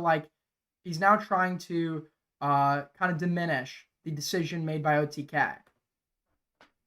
And you were let go instantly. I would like to say much to OTK's benefit. They were very, oh no, apparently he's not. They didn't put out a statement because they just wanted to move past. They said, thank you, Tectone, for being a part of us. Will not renew your contract. And I echoed the same sentiments. I said, yep, I enjoyed my time and we departed. Okay, but OTK was, he interrupts him because he's about to go into some unasked, like, useless tangent again. And if any lawyer with his best interests in mind would be stopping the rambling. The next day, John, on November 22nd, when you responded in your stream, if Pink's tweet hadn't been released online, would you ever have mentioned the situation between you and Pink? Of course not. Okay, why is that? Well, if somebody isn't attacking me, then there's not really any reason to attack them. But you know he's like panicking over this shit and doing like the subtle, or not subtle, doing like the veiled threats and shit. And I'm gonna be the bigger person, and not, but like letting you know that he could hurt you if he wanted to, so that you show restraint in continuing to litigate this further. So all that changed November. Okay, no, November 20th is the day she went public. Okay, would you receive messages threatening you? Oh, yeah, okay, yeah. Would you receive dozens? Would you receive hundreds? Would you receive thousands? I know it's kind of hard for someone who's not plugged in to quantify this, but tens of thousands daily. Not just messages, but, messages to my face on, like, my stream, as well as people in real life, many a times, thankfully. I'm a bigger guy, so I was able to feel a little bit safe, and I did admittedly just stop going out for a while. But, yeah, the messages were constant, and to be honest, they still are. Okay, you still receive threats. Yes. Threatening your life? Yes, I've even had a swatting attempt on me as well. Okay, someone somehow got my address. I don't know how, and they told me I had children upstairs, that I was R-wording them, and so. Judge, I'm going to object this to hearsay. Sustained. Thank you. Do you still receive threats? Yes. So they're asking, everybody who is hated online gets threats. Albeit, Tectone is very easy to hate, there is a, in my opinion, plausible allegation of sexual assault. So it's going to be amplified in his case. But the only point of this line of questioning from Mr. Puryear, his lawyer, is to further victimize him in the eyes of the court.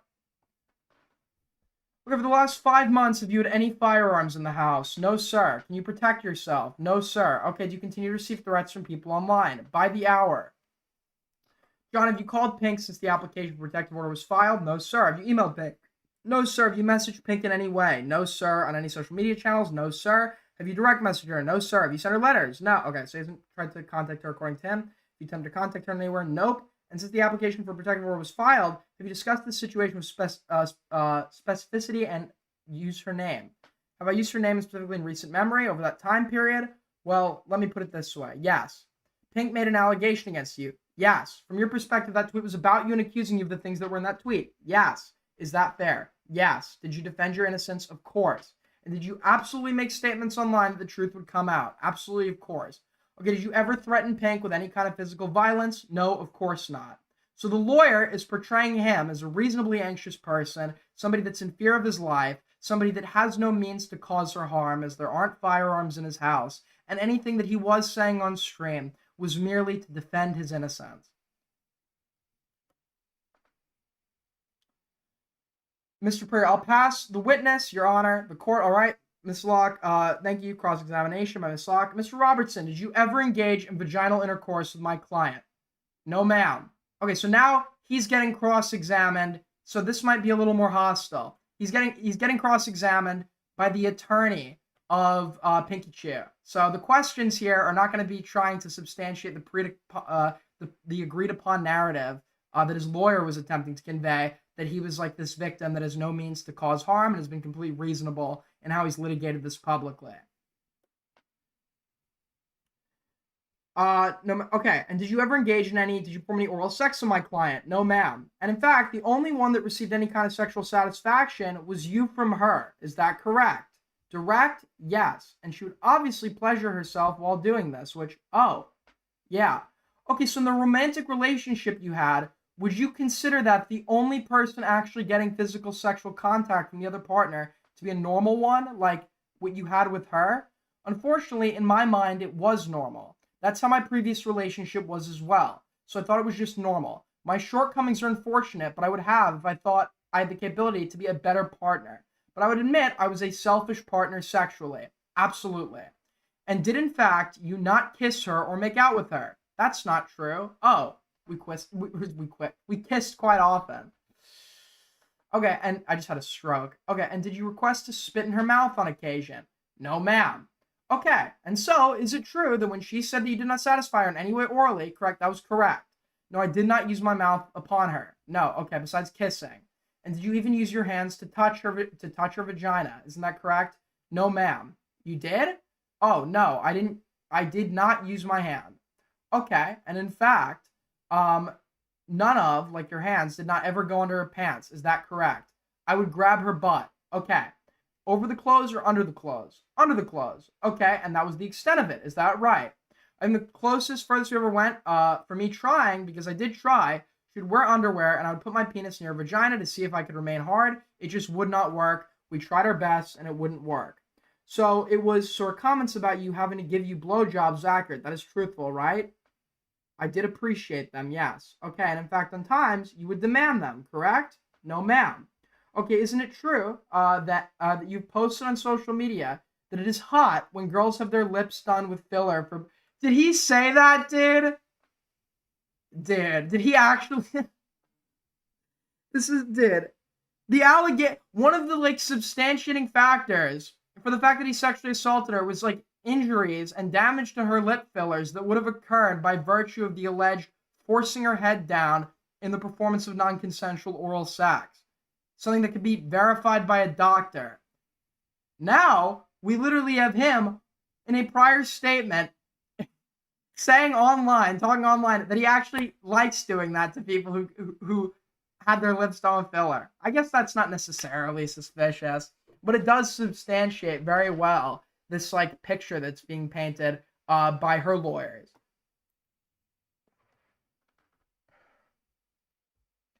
Okay, and in fact, you've said on social media that you can't go too hard when they first get their lip fillers done because it causes problems with the filler, correct?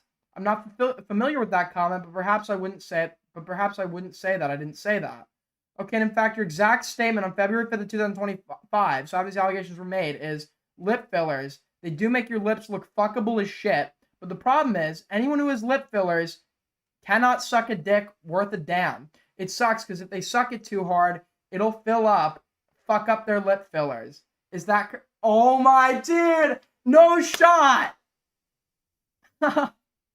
No shot they have him saying that, bro. And he just lied.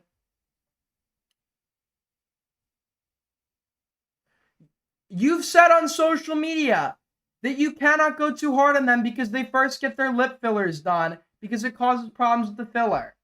So, the accusation is he's showing hesitancy due to the problems that would cause with the filler to have sex with somebody who's just gotten lip filler. First, he says he isn't familiar. Then he denies it outright. He says he didn't say that. Then, a statement is given where the premise is the same, right? They cannot suck a dick worth a damn. It sucks because if they suck too hard, it'll fill up and fuck up their lip fillers. So that is him saying, a synonymous statement, that yes, you can't go too hard on them when they first get their lip fillers because it will, quote unquote, fuck it up. That is what he just denied saying. Luckily for us, her lawyer brought receipts that he cannot refute as he's on the stand, so he now has to accept that he said that. Okay. Have you ever also said online, after you were made aware of these allegations about my client, that you were one of the only streamers who has had a documented blowjob machine? Pinky Chud did describe herself as a blowjob machine. Yes. Okay, well, you were actually on your stream on February 3rd, 2025 actually stating, I'm the only one, I am sorry. Let me start that over again. I am one of the only streamers who has had a documented blowjob machine. Is that correct? Yes, I was attempting to make light of the situation. You're making light of someone accusing you allegedly of sexual assault.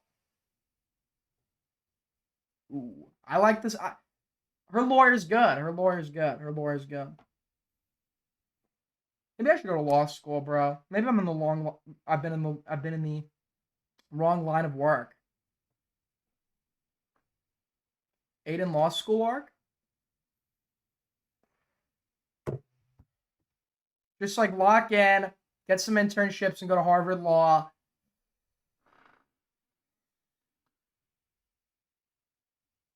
I mean, you got to let it roll off the shoulder and make it a joke. And so the best way to defend yourself is to make the other person basically a whore. Correct? I don't believe that's the best way to do that.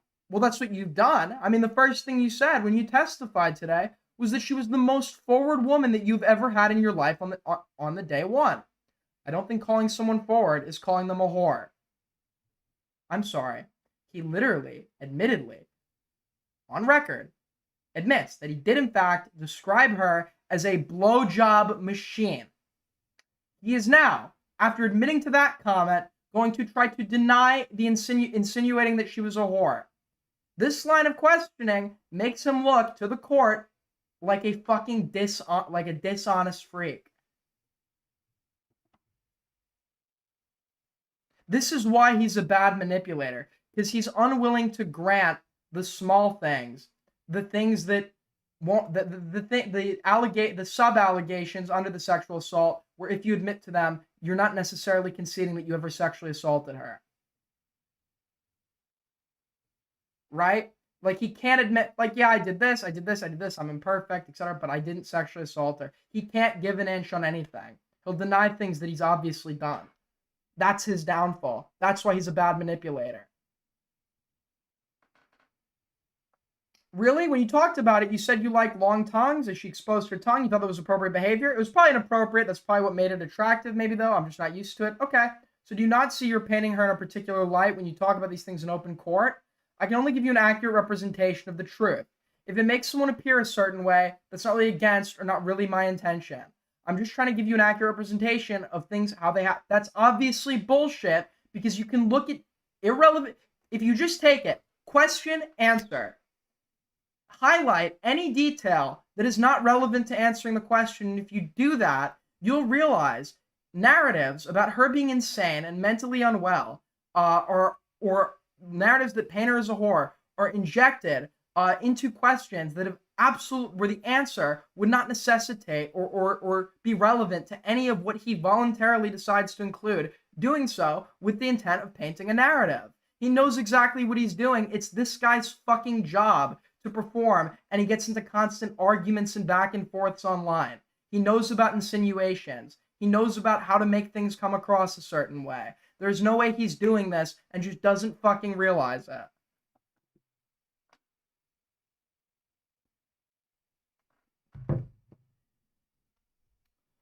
Okay, and so tell me this. My client actually had a house that she was renting in South Austin at the time that she moved in with you. Is that correct? Yes, ma'am. And she was actually making about 10 grand a month or so. Isn't that correct? I don't think she was making that much. Was she making 10 grand a month? I'm asking. Oh. Is it your understanding that because you've testified that she didn't have money, that's why she needed to move in with you, correct? And I need to slow down. I'm sorry. Did I testify to that? I thought I just said she didn't enjoy her house and she wanted to move in. Okay, and so she actually broke her lease, to move in with you. Yes, and there was actually not a bunch of roaches. There was one roach, and you all made it a joke to tell people that there were roaches all over the house when there was only one. Oh, okay. Is that correct? That could be correct. That means there's going to be DMs or something that substantial that he, in his mind, he's like, if I overtly deny this, I probably DM someone something along the lines that substantiates this claim. So he's going to leave it up in the air. But notice when he was talking about the cockroach story previously in open court, he was very certain on the narrative. Now it's an exaggerated joke.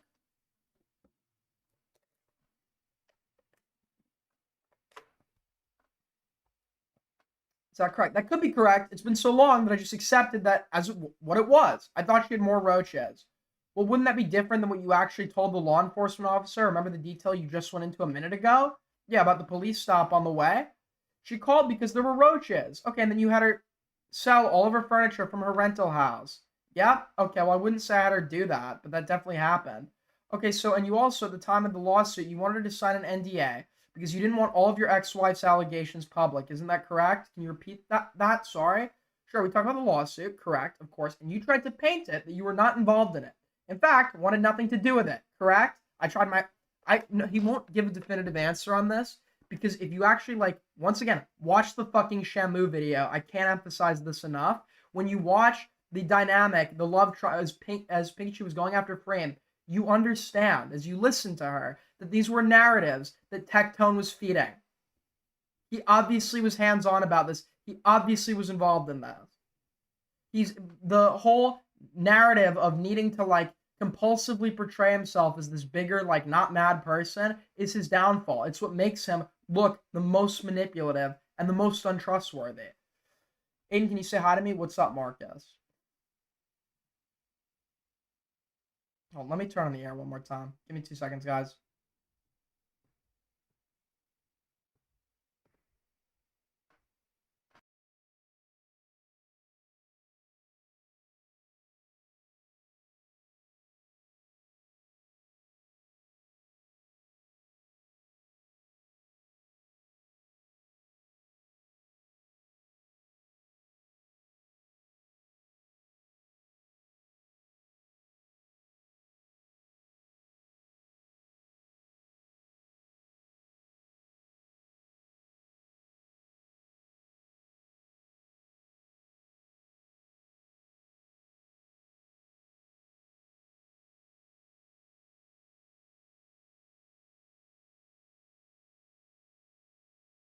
Muted, I know.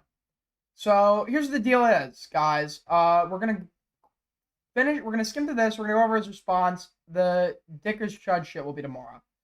Because it's just hours, and I'm not gonna be streaming that long.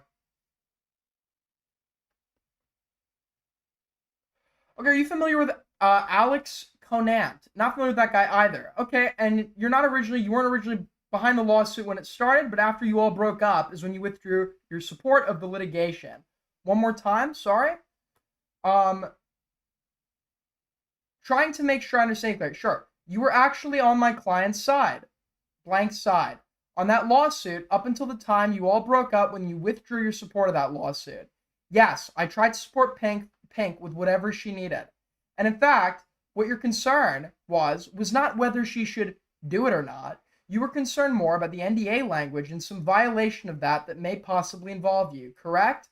My intentions were to kind of just assist Pink. I mean, obviously, I think every answer. Nobody is this, like, altruistic, okay? He thinks this will work. So every fucking answer, he has to present himself as like Mother Teresa, this fucking altruistic good person that's so worried about his partner. And you know that's bullshit because you could see how he was with his other partner when you watch the clip of him in Frame. The person that he was having Pink trash talk despite claiming that he didn't want her to get involved. Even if you're a good partner, you are not this altruistic, especially in your descriptors when it involves somebody who is, according to you, falsely accusing you of sexual assault.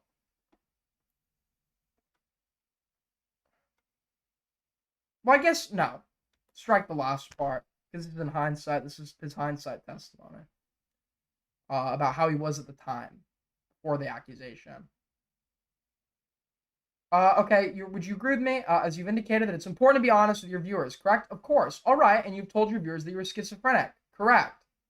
Yes, and you in fact suffer from schizophrenia, is this right? If by suffer you mean diagnosed, yes, I wouldn't consider it suffering. Well, who is your mental health provider that tells you this information now? My mental health provider was just like a psychiatrist from New Mexico State University back in freshman year. And I just said, hey, sometimes I think I see things that aren't there. And he goes, you were schizophrenic. Take these pills. Well, wait a minute. You've said on your stream, the courts heard it, yeah, that you were schizophrenic, that you have hallucinations once a month. Is that correct? Yeah. And you were telling this court under oath that you are not seeking treatment for a serious mental health condition. It is very much under control. I mean, the worst that I'll really get is like, like Pink said, I'll see a face and it's like, it looks like it's melting. And you think that's okay to go without medical supervision for that? My experience with medication kind of turned me into a zombie and almost got me to end my own life. So I kind of fear medication because the last time I attempted to OD. Are you aware of the consequence of being an untreated schizophrenic? No. Okay, are you aware that being untreated can lead to worsening psychosis, including hallucinations and delusions? I'm sure a more severe case of schizophrenia could absolutely do that. Well, but tell me this, are you a licensed medical professional? No, ma'am. Okay, so how would you know how serious or not your case of schizophrenia is? I guess it's kind of goofy. There's like this movie called The Beautiful Mind, and so I was like, man, his is messed up, and mine is nothing compared to that. So, I hear people like talk to people who aren't there, but I'm just like, what's that? Oh, it's gone. I don't believe he's legitimately schizophrenic. If you know anything about schizophrenia, because we're actually expected to believe the man you're hearing being cross-examined, the man we've been seeing on streams, etc., this is somebody that has diagnosable schizophrenia.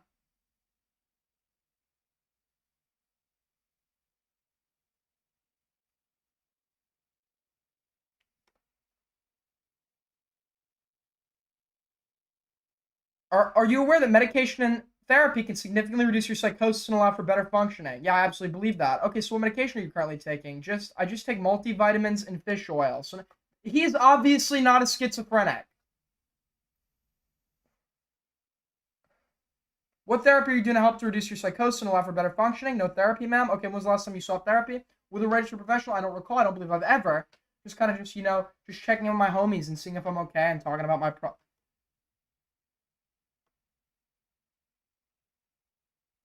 I don't think this guy knows he thinks schizophrenia is just like you occasionally see stuff. That's it.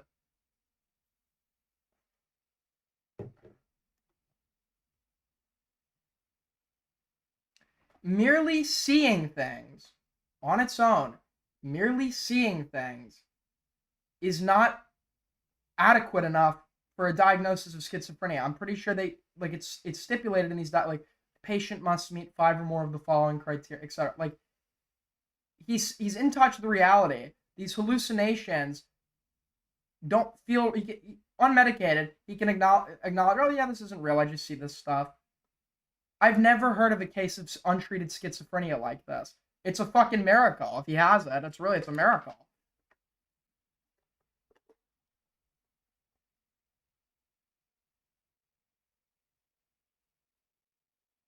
It's schizophrenic. It says in the documents, what the fuck are you on about? Which documents? It says he says that he's schizophrenic.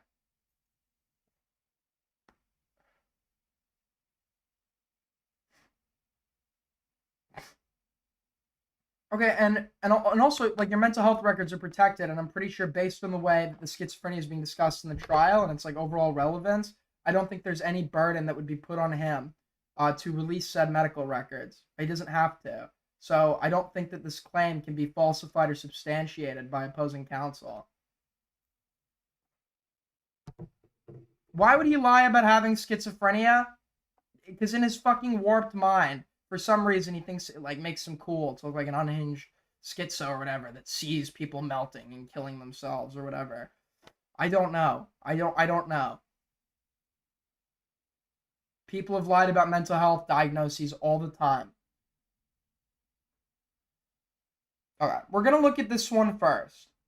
You've indicated that you were immediately called a pedophile and a rapist, correct? Yeah, and that was a direct result of the comments made by my client, Pink, on her sub-account. Is that correct? Yes, ma'am. And would you tell me where on the threads you're looking at, will you tell the court what exhibit number that is you're referring to? The one with her tweet. Am I referencing a picture? Yes. Okay, so what exhibit number is that? Exhibit 11. Thank you. Yeah. Now tell me where she refers to as a pedophile. Oh, nowhere. Okay, did you hear my question where I just asked you where you said you were blaming her for them calling you a pedophile or a rapist the very next day? When someone's okay with calling you a rapist, they're not going to draw the line. They're not going to draw the line at pedophile or abuser because once you kind of open the gateway of like, hey, this guy's a rapist, anyone even going to fight him on? Well, he's a rapist, but I wouldn't say a pedophile. People just, it opens the floodgates. They're going to call me anything they want now. Okay, and you believe that even though my client never referred to you as a pedophile, it is her fault that you were called that. Once you get a guy called a rapist, I don't think there's anything worse than that, so might as well just add more onto it. Okay, but what she's asking is that the fault of her client? Which it wouldn't be. Dude, you think molesting children is not nearly as bad as being called a rapist? It is absolutely terrible. Okay, let's talk about, give me 1 second, Judge. So let's just go over a couple of those subtweets that you were getting and receiving in the days after. Those actually don't show anything the same day as her tweet. Isn't that correct? Yeah, it's not on the 20th. Correct. Okay, so your testimony was that you received of them moments of it being published on the internet. Was incorrect, right? No, it was correct. Tweets that I pulled were kind of just like last second. I could probably dig more, but I haven't dug. I maybe dug for like 15 minutes. Wait a minute. This has been on file since August. You've known about this since at least your video on November 21st, 2024. And you were telling this court under oath that you only spent 15 minutes to dig up these just for court today. Yes. And do you remember getting online and telling all your followers that you had all the evidence back in November of 2024 and you're ready to produce it at all? Of course. Okay. So where are those messages from 2020 that show, or from November 20th that showed, November 2024 that show that you received notifications of her post? Notifications are obvious. They got to be from moderators first in the Discord, as well as calls from the higher-ups in my company, and then the bigger tweets started to pop up the day of. I'm not really sure. Maybe you can refresh my memory exactly what time this was posted, November 20th. And you've indicated that you have gotten death threats. Is that right? Of course. And these death threats are specifically related to the issues with Pink. Is that correct? It definitely had a big snowball effect. Okay, and do you blame the current death threats that you were getting, are they a direct result of my client's statements back in November 2024 on her sub-account? I'd absolutely say they're one of the root causes as well as exacerbation. Okay, so it doesn't have anything to do with your current white privilege comments and propaganda and racist towards whites. That has nothing to do with your death threats. Is that correct? Good point is being made. Tectone is incredibly divisive with his political comments. He defends and goes to bat for for the opinions of some of the worst people that exist in our time today, whilst clearly knowing nothing about politics himself. There are various reasons unrelated to Pink that Tectone might get death threats. Even if it was just Frame that was accusing him. Let's just say it was just Frame. And then you have the shit with his dad, and then you have the shit with his political, like, he would be getting death threats regardless. Is it fair to say that, like, some people are, like, further inflamed or are further, like, motivated to go do this because of the Frame shit? Sure, some of them maybe, but we have no way to qualify that. All we can say is that removing the Pink shit from the equation, the kind of tally mark of shit he's done wrong that would contribute to people giving him death threats, has reached a threshold where if Pink never existed, he would still be getting death threats. Whether the quantity is exacerbated by that or not, we have no way of demonstrating. So if I can explain on that, when all these things came out, I lost pretty much a large chunk of my audience, and content creators kind of have to pivot what they're doing to other topics once they lose access to a demographic. So originally, I never really covered anything political. We're talking about, white privilege. But yeah, I would say my content definitely had to find a new route on how to be successful online. And so unfortunately, I had to make a little bit more extreme comments to be successful in the career that I'm in now. So the grift admission begins. The admission of the grift begins. Well, that's as recent as of October of 2025 that you're making statements in regards to white supremacy and people being racist against white people. Is that correct? Just to make sure, are you saying that I'm a white supremacist? I'm asking you about what your post was regarding. What did I say? Okay, let's talk about October 28, 2025. So I think, who is Valkyrie? Valkyrie is like a very successful content creator, dating one of the largest leftist political content creators in the world. Okay, so yes, I can't say her name. Valkyrie. If you treat someone different or assume someone's past based on their race, that is racist. Yes, even to white people. Is that correct? Yeah, for some reason, the internet believes that if you judge someone based on their skin color, it's bad unless you are white, and then it's okay. So I've talked about that briefly on the internet. Well, maybe a little bit more than briefly at this point. And you refer to Hassan, who is another streamer, as a terrorist supporter and a dog abuser, correct? Yeah, he electrocuted his dog on stream, and he says Hezbollah was doing a good job, and I don't think supporting terrorism is a good thing, nor is abusing your animals. White privilege is propaganda the real racists have been using to be racist towards whites for things they never did for decades. You posted that on October 27th of 2025. Is that right? That sounds like something I posted. So just to be clear, that statement in and of itself denies very real racist practices that existed far after segregation ended in the 1960s. You had de facto segregated schools. You had redlining. You had instances of police brutality. You had communities that still like unofficially remain quote unquote sundown towns and shit, right? So the saying this hasn't happened in decades, he refers to like they think it ended when it stopped with segregation. It's just a denial of, amongst black people, a very like unfortunate and core part of their history.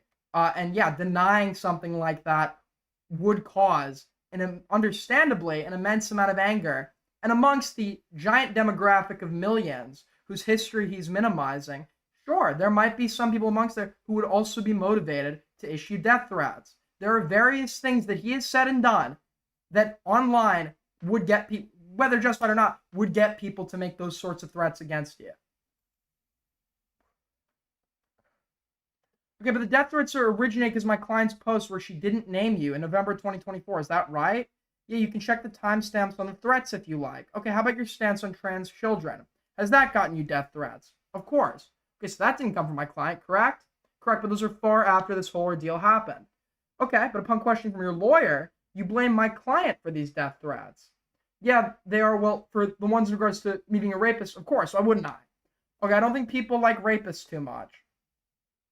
Okay, and I think you're kind of, to wrap things up, you originally talked about being authentic with your audience, and you unfortunately have had a sexual assault experience yourself, and I'm sorry for that.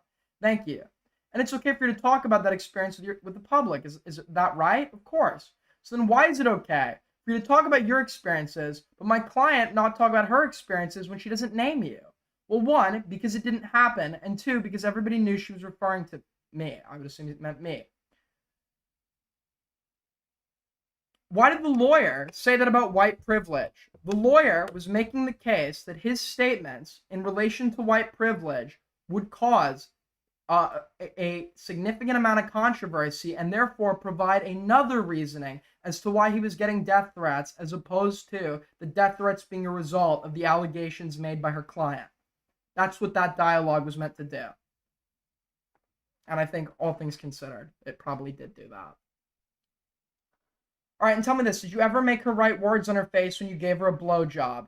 Yes. Okay, how many times did you record her? A lot. Okay, and how many times did she tell you, no, I don't want to be recorded? Never. How many times did she actually agree to be recorded? Every time she would even hold the camera. Okay, and tell me this. You made a reference to this, was interesting, about how she tried to have a conversation with you about non-consensual versus consensual, and it made you uncomfortable, so you didn't want to discuss it. Yeah, they were talking about consensual non-consent, where one partner during the act of sex pretends like they don't like it. Tectone, in his previous statements to his lawyer, had indicated that she brought up the idea of CNC and he wasn't comfortable with it, as if like CNC is actually very common in like the BDSM space. It's actually, I'm pretty sure, it's common amongst women, but he worded it as though that fetish, that kink, was entirely on her end. So surely we're not going to be presented with an admission that like the degradation and shit was his kink, right? He is admitting to having her write stuff on herself. I wonder what that is. I wonder what that is.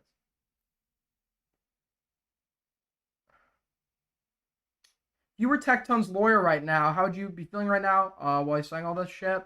I don't know if I'd ever take a client like him. I'm a control freak. If I believe my client was innocent, or I wanted my client to win or whatever, right? I guess I would if I wanted to get paid.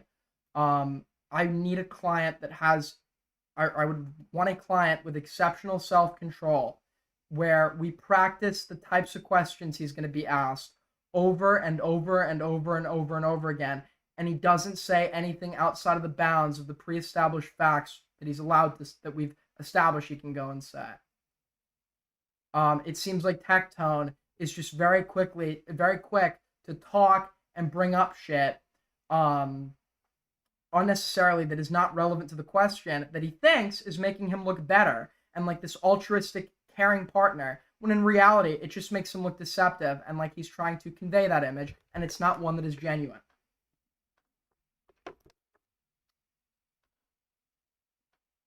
Okay, did you tell her that if she wrote, and what is it that you had her write on her face? I never had her write slut on her forehead, but I did have her write come in here with an arrow pointing towards her mouth. Okay, did you tell her that in exchange for her doing that you would attempt to have vaginal intercourse with her and you could have a normal relationship? No. Okay, that was just, dressing up. I'm sorry. That was just like dress up? And would that be like, that's a degrading thing to do to a woman, is that correct? Oh no, she would frequently cosplay for me. He is a slippery little fuck. Mrs. Locke, do not let him escape. Do not let him escape. We are not talking about cosplay. This is not a costume. Cosplay typically involves creative effort. This is a mere writing, so it wouldn't be like impressive in the cosplay sphere. The only purpose it serves is to degrade the victim in a sexual, degrade the participant in a sexual context for the guy that's going to be having sex with her. He's going to try and pretend like this was a fucking cosplay, where prior to the act of sex, he was having her write sexual shit on her face. No, this was obviously a part of a degradation kink. This guy is such a fucking liar. He wants us to believe that, like, him having her degrade herself, it was just cosplay. It was just cosplay in the bedroom at 3 a.m, dude.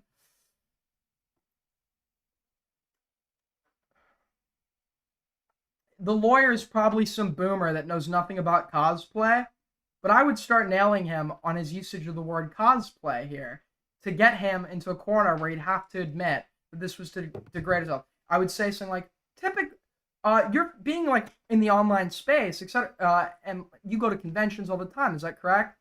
You're very familiar with cosplayers. Many of your friends evidently are. why would you say that people engage in cosplay? Then he'd give some reasons. Then he'd kind of explain what he thinks cosplaying is. And then when he tries to claim that's cosplay, you would ask, what about this involved creative expression? What about this? Typically, cosplay is dressing up in the context that you engage, in the communities you're in, dressing up as pre-existing characters. What character was she attempting to dress up as here by when you had her write, come in here on her face? He'll say, I wasn't trying to, and then you pinpoint him saying everything it's not. So the only possibility is that he wanted her to degrade herself for the act of sex because he needs to degrade her to find sexual stimulation. I was just saying, we would, try different outfits just to see how was that, does this make things exciting? How is okay, he's got it, because she doesn't even need to know about cosplay now. He talked himself into the hole now. Now the lawyer can do everything I just said that she should do, but not in the context of, like, getting his opinions of cosplay and then asking how this met any of those. Now, you got him to elaborate on the trying outfits, what cosplay means to him. Now you can engage in that, like, same sort of line of dialogue of trying to argue that this doesn't meet what you've described cosplay to be. How is an outfit the same thing as writing derogatory statements on someone's face to come here? I guess I didn't really see it as degrading, and it was also kind of both their idea just to make things more fun in the bedroom. Okay, so how did you see it? What part about that made things more fun in the bedroom for you? What part about that did you find stimulating? So isn't that maybe the problem, Mr. Robertson? That she views what you did as non-consensual and you just don't see it that way? I think if I was ever informed a single time that things were uncomfortable or she didn't like what she was doing, I would immediately say, well, then let's not do it. To be completely honest, I'm not really that much of a sexual guy, Cap. But that's not true. You actually would sit her down with a whiteboard and go over everything to convince her she was wrong, right? He would actually, when he would argue there, he would sit her down with a whiteboard, in addition to, like, giving her notes of what she should be saying to her psychiatrist to then get put on medications, what I assume are antipsychotics to make her shake. This guy is... Dude. Holy shit. If you know, you know. This guy's a piece of shit. I'm failing to see how these two connect, but I don't understand what do you, in what regard, we've talked about with a whiteboard before. Yeah, and you would use a whiteboard to show her that she was wrong in whatever position she was taking that you were all disagreeing on, correct? Oh, if we were to have an argument, then we weren't seeing eye to eye. Visual aid really helps. When he does shit like this, like I just thought that visual aid would make it more productive, etc. He doesn't look human to the court. He doesn't look human to the outside observer. He looks like somebody that is trying to look reasonable, and it's not working because it all looks disingenuous. Just say, yeah, I would get angry and try to demonstrate it to her clearly why she was wrong. I guess that wasn't the most productive thing to do in hindsight or something. Okay, and do you know what coercive control is? Yes. Okay, and you told her that she had memory problems, right? I believe we've had discussions on her memory not being, as sharp as a tack. Sure, I'm sure we've had conversations about memories. Okay, and because you believe that her memory recollection, because what she's saying now is false and incorrect, right? Do I believe her current memory of what happened between us is incorrect? Yes, I do believe it is incorrect. Your ex-wife made some pretty awful allegations against you, didn't she? She did, but she admitted they were lies. Well, now, remember, you have an NDA, so... Oh, it's in the court order. Okay, but you had some pretty serious allegations. Yes, that she made against you. Uh-huh. And so you learned from that marriage. What can happen with false allegations? Well, not false. I don't know if they're true or not. But you knew how to handle allegations like that from your first marriage, correct? I don't think I handled those pretty well. I think I handled those pretty bad. But you definitely know how to handle it when you had my client in your house, right? I was kind of a mess when that happened, to be honest. Well, tell me this. How many times did you go with her to any of her therapy appointments? I didn't think I was invited. Okay, did you tell her and tell her what things to tell her therapist to get prescribed certain medications? I definitely tried to help her understand, try to make her make sense. Okay, so notice what he's about to do is he's going to describe obvious manipulation and gaslighting, but he's going to word it in his like bullshit altruistic Mother Teresa ass fucking. I just wanted her to gain clarity and understand that she was this way. Like, so the answer would be yes to what the lawyer just asked. The answer would be yes. This is kind of happening to me, and I say, well, maybe it's I definitely try to help her in her journey to therapy and medication. And what pharmacological background do you have to give her any advice on medication? I'm definitely not qualified, but I think any partner would try to help their. So once again, altruistic phrasing. But you couldn't help yourself with your own? Yeah, as a result of poor experience with my own medication. Miss Locke, I passed the witness. Mr. Purrier, anything else? No, Your Honor. Mr. Robertson, you can return to your attorney at the table. Please call your next witness. So that is the examination where initially it's Tectone's lawyer asking questions and a strategy, whether it was agreed upon in advance or not. Tectone's lawyer would ask pointed questions, and then Tectone would provide unnecessary details in like kind of a bullshit concern sort of way to paint the narrative that she was crazy, that she was a whore, and this is in line with the public tactics that he's utilized to smear her prior, right? Then, when he's under cross, facing the critical examination of her lawyer, the inconsistencies in some of the narratives he's attempted to convey, etc., it begins to sort of fall apart, mostly with him doing the work. He says things where it's not like a debate or an argument where the lawyer needs to keep pushing it. The lawyer will go into a new line of questioning when they think that he's adequately demonstrated he's full of shit himself, which, knowing Tectone, if we read these statements as they stand and think about the tone he said it in, he probably at this point convinced a court of intelligent, average intelligence, professional adults that he was full of shit. This is obvious whenever he talks about this, but most of the time it's to an audience of young men that already have preconceived biases in his favor and look up to him. So, understandably, this did not go well for Tectone. He didn't get the, result he wanted. Is there any pages in regards to the ruling?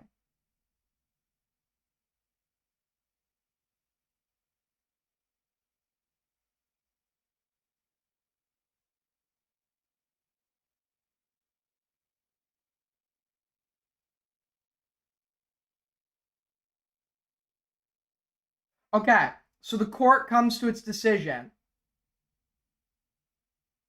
Oh my God. On court record. This is very important. On court record. This is so important because this completely dismantles this narrative that he's attempted to present, that all the evidence, everyone should see that he was lied about and falsely accused, so he could pretend like these were provably false allegations, nothing to see here, believe me completely, move on, she's insane. Now we have an actual court, albeit a civil court, we have an actual court finding and ruling the following in regards to her request for protection order. Based on the testimony and the evidence that has been provided to the court does find that there are reasonable grounds to believe that the applicant is a victim of sexual assault. The applicant being Pink. Pink is only accusing Tectone. The court is saying right here, they find that there is reasonable grounds to believe that Tectone sexually assaulted somebody. It's on record now. The court makes the additional finding that there are reasonable grounds to believe that the applicant, meaning Pink, is the victim of stalking and will grant a 10-year protective order. It will expire at midnight, January 23rd, 2036, and will contain, in the terms and conditions that have been requested by the applicant, an attorney's fees in the amount of $15,000 will be awarded to the applicant. What I want to say, Mr. Robertson, respondent, yes, ma'am, you are not allowed to have any contact with her in any manner whatsoever. That means no contact through phone calls, emails, mail, text messages, any kind of social media, any kind of communication with her through third parties. All of that is prohibited. You can only communicate with her through attorneys. In addition, you are to stay 200 yards away from her and any address where you may know her to be, including her residence, her workplace. If you run into her outside of these locations, you need to turn around and leave, even if you got there first. Yes, ma'am. Of course, she cannot give you permission to violate these orders. If for some reason within the 10-year period she calls you or she communicates with you that she has changed her mind and it's okay for you to come to her by her residence, it would not be a valid defense to a criminal charge of violation of protective order that she gave you permission to come over, because only a judge or court can change or modify this protective order. In addition, you are not to be in possession of any firearms or ammunition while this order is in effect, 10 years. I'm going to ask you that you relinquish any firearms in your possession within 24 hours to law enforcement and provide a receipt of relinquishment to Mrs. Locke within 48 hours. If you do not possess or own any firearms, as you testified to, then you may provide a sworn affidavit indicating as such, and that also needs to be provided to Mrs. Locke within 24 hours. The respondent, yes, ma'am. The court, I'm also going to order you, and I don't know that you specifically asked for this, Mrs. Locke, but you're not to disseminate or reproduce or share any kind of photographic or electronic or digital media that is a recording of this applicant. And I think you know what I'm talking about. It's been referenced many times during this proceeding. That is completely prohibited. Yes, ma'am. Was there anything else, Mrs. Locke, that you were requesting? The only reason is because it's Friday. Can we make him do everything on Monday? That's fine. And I can get an order to the court on Monday, but I need a copy of the specific ruling so I can put it in the ruling. The court, okay? And that's fine. We can take care of the actual order on Monday. But just so you understand, just because you don't have a physical order in your hand does not mean that these orders are not in place. They are currently in full force and effect. The protective order is valid and enforceable, not just here in Travis County and in Texas, but across all 50 states. So no matter where she moves, no matter where you move, it is valid and enforceable until January 23rd, 2036. Thank you. We are off the record. Damn. So, I guess, summarize for you on that, I guess, like, where we're at, despite the lies and dishonesty of John Robertson, aka Tectone, over the span of a year, attempts to threaten, pressure, and smear the two people that have, well, I guess now the other one's on an NDA, but the second one that have alleged sexual assault, egregious sexual assault against him, have been foiled because a court has determined that these allegations do have some merit. There is enough here for a civil court to find basis to them and rule in favor of Pink. All she came in for with this suit was given to her. He lost, she won, and it will forever be on court record that a court found that there was basis to the idea that he sexually assaulted this person. That's not going to go away. He's coping that he wasn't charged with a crime now on Twitter. That's not the allegation. This is occurring over civil court.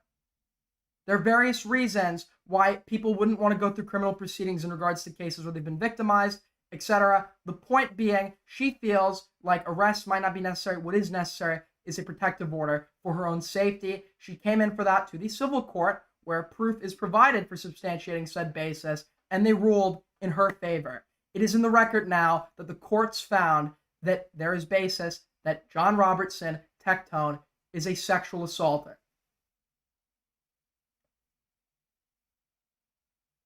How is that for a nuke, Tectone? How's that for a nuke, buddy?